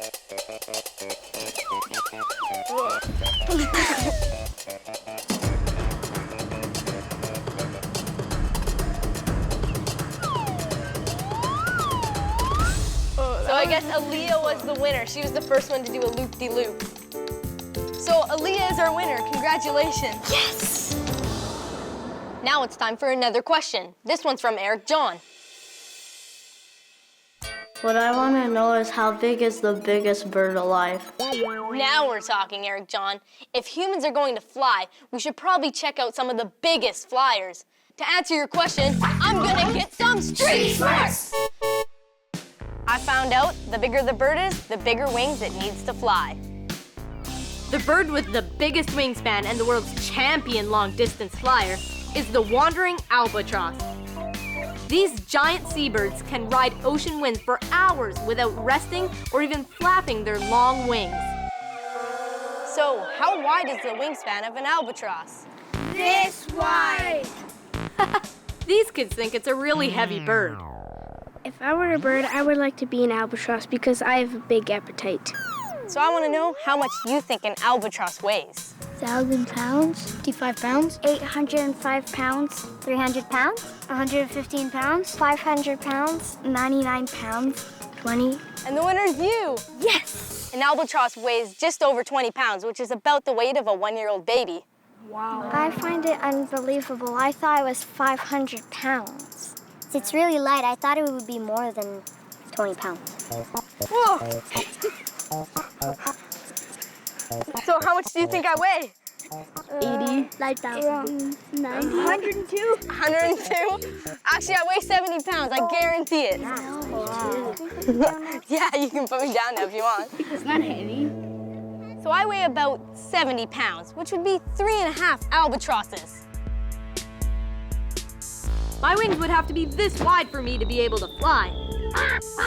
That would be hard. I'd need a lot of wide open space to land, and it would be really, really difficult to go inside anywhere. Maybe the albatross isn't the best model for humans wanting to fly. So here I am with Tanya Drapeau from Falcon Environmental Services, who I thought was gonna bring a lightweight bird, but this guy looks heavy. That's what you think. Why don't you try it out? Okay. And then I hold this? Yeah, you hold on to that, and as I drop my arm, the bird goes up the stairs. Okay. Just like that, onto your fist. Go. So what do you think? It's pretty light. He was lighter than I actually thought he was gonna be. Yeah, he kind of looks like he weighs more than a house cat, but he weighs about 5 pounds. That's the same as a big tub of peanut butter. Oh, wow. So that's pretty much his weight. Do you want me to take him back? All right. So all you need to do is just open your hands. There we are. And there we go. Right back to me.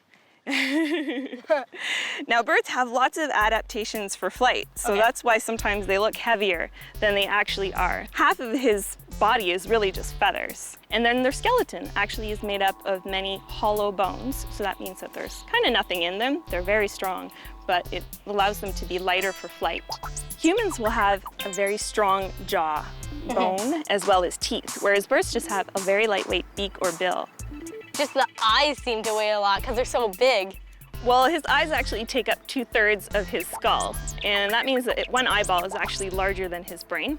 I'll leave it at that. If we compared it to a human, it would mean that we have eyes as large as grapefruit. Grapefruits? Now here's another question. What's the fastest bird alive? Yeah, what is the fastest bird alive? Can you tell us, Tanya? Yes, I can, and he is really fast. Well, I'm really fast too. Hi. Hi. Harrison, I'd like you to meet Julie, and this is Orion. He is a peregrine falcon. Orion can go up to 300 kilometers per hour in a dive when he's going after prey. 300 kilometers? That's faster than this, this, and this. So why does he have this hat? Well, it's actually called a hood. And the thing about birds of prey is they're ultra fast, but they also see very, very well, up to 8 times better than people. So for him, having his eyes hidden right now means that he can stay calm, and it's also part of his training. So when the hood comes off, he's ready to go. Orion, ready to fly? So you stay here with me. Orion is actually so fast that he needs a large area to fly. So that means he needs all the room to stretch his wings and gain all his speed. And when he comes stooping and diving down, he's at high speed. So we want to make sure he has all the room. So Julie just took off the hood. So the first thing that he does is scope out where he wants to take off towards. And he loves to take off against the wind. So he's kind of looking at the wind, he's looking at his surroundings and getting engaged. And with a ruffle of his feathers, that means that he's ready to go. And he should be ready for takeoff. A little scratch to the head. Yep, definitely ready for takeoff.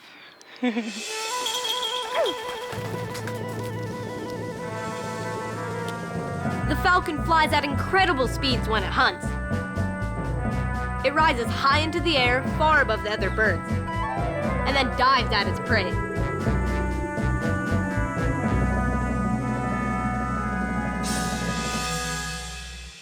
I like how those falcons fly, soaring on a breeze, not flapping at crazy speeds like those insects. Hey, I'm sort of like a falcon. I'm strong and light. I can soar if all I have to do is hold my wings out straight. All I need are some wings. The Flat Earth Corner!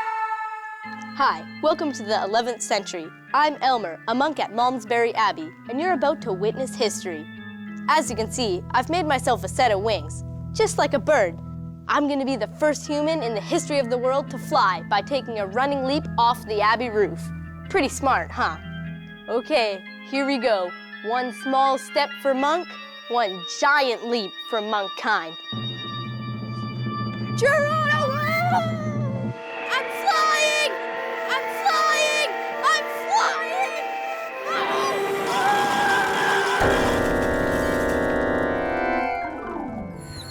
Oh,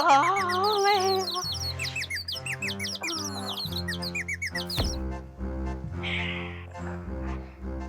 Elmer didn't become the world's first flying monk. He ended up going the distance of about a football field, but he crashed and was crippled for life. He just didn't know the science of flying. It took a few more centuries before people figured out how to build gliders that could actually keep a person in the air. We had to learn a little bit more about wings. Well, I can still dream about flying anyway. Finding out how bees and birds fly just proves that I can't. But there are other animals that can. Now here's a question Hanlon asked me to find the answer to.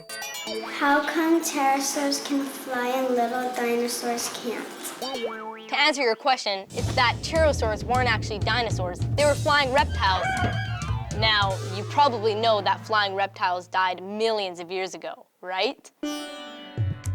Well, surprise! Here's Chrysopolia, better known as the flying snake. It's very much alive. It doesn't exactly fly, but it can glide. It does a kind of parachute jump by sucking in its belly to form a wing. By twisting from side to side, it can even control the direction it goes in. It can glide the length of a football field in one jump. Flying snakes. I hope I never come across one of those. Here's another question from Tamara. Does the flying fish really fly? Almost. Flying fish can fly by swimming really fast and then leaping into the air and spreading their fins like wings. That lets them get away from other fish that want to eat them. They can glide almost the length of a hockey rink. Some scientists believe that flying fish are evolving into true flyers. Okay, to find out why humans can't fly, we've looked at insects, birds, even snakes, and fish. And the only mammal we've seen is the flying squirrel, which is really the gliding squirrel. But aren't there any mammals that can truly fly? Yes, there is one. It's a bat, a baseball bat. No, I'm just kidding. It's not a baseball bat. It's a real bat. Like the flying squirrel, bats have stretched skin and an airfoil design that lets them glide. But what's different about bats is that their skin is part of a true wing. Bats flap their wings, making them true flyers. A flying mammal, yeah! Maybe there's hope for humans yet. But just a cool-looking pair of bat wings is not enough. Although a bat may look big with its wings spread, they're actually quite light. The little brown bat is about the weight of this pen. And they still take a lot of energy to fly. In the summer, the brown bat can eat its entire body weight in insects each night. Excuse me. Yeah, aren't you glad you don't have to eat your own weight in bugs every night? Okay, so we found out a lot about what it takes to fly. We found out that snakes can parachute from trees, and fish can evolve wings, and even mammals can fly. So what about the amazing question that started this episode? Why can't humans fly? The big answer is... I found out that we just didn't evolve the things that we need to fly. Let's see. First of all, you've got to have wings. Really big wings. To flap the wings, you've got to have powerful muscles on your thorax. But even then, you have to be really light. Okay, I'm starting to look like a bug now. Never mind all that stuff. I'm going to try to fly, and you can try it with me.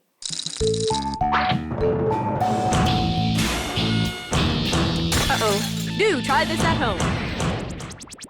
Okay, so after finding all that stuff out about wings, there's only one thing left to do, and that's to fly.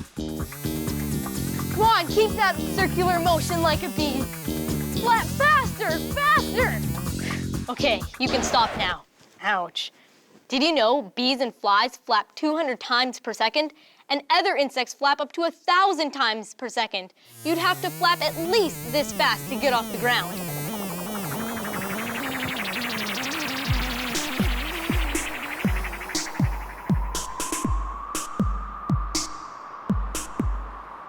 Birds do it, bees do it, even squirrels and fish do it, flying through the air, so why can't I? Bats do it, snakes do it, even some squids do it, flying through the air, so why can't I? No hollow bones or feathery wings, no stretchy skin, but I have these. Didn't evolve with these adaptions. We can't fly without contraptions. Without them, more herky-jerky, might as well be a frozen turkey.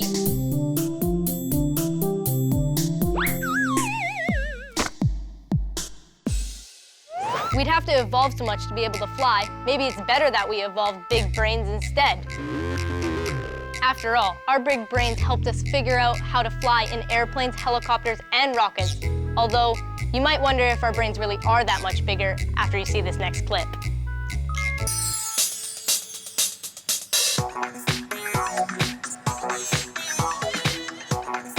These grown-ups have learned to glide by using special flight suits with stretchy material.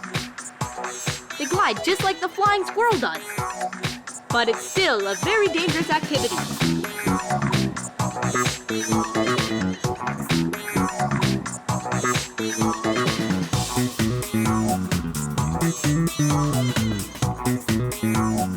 Join me again next time on Finding Stuff Out, where I'll continue to investigate your questions.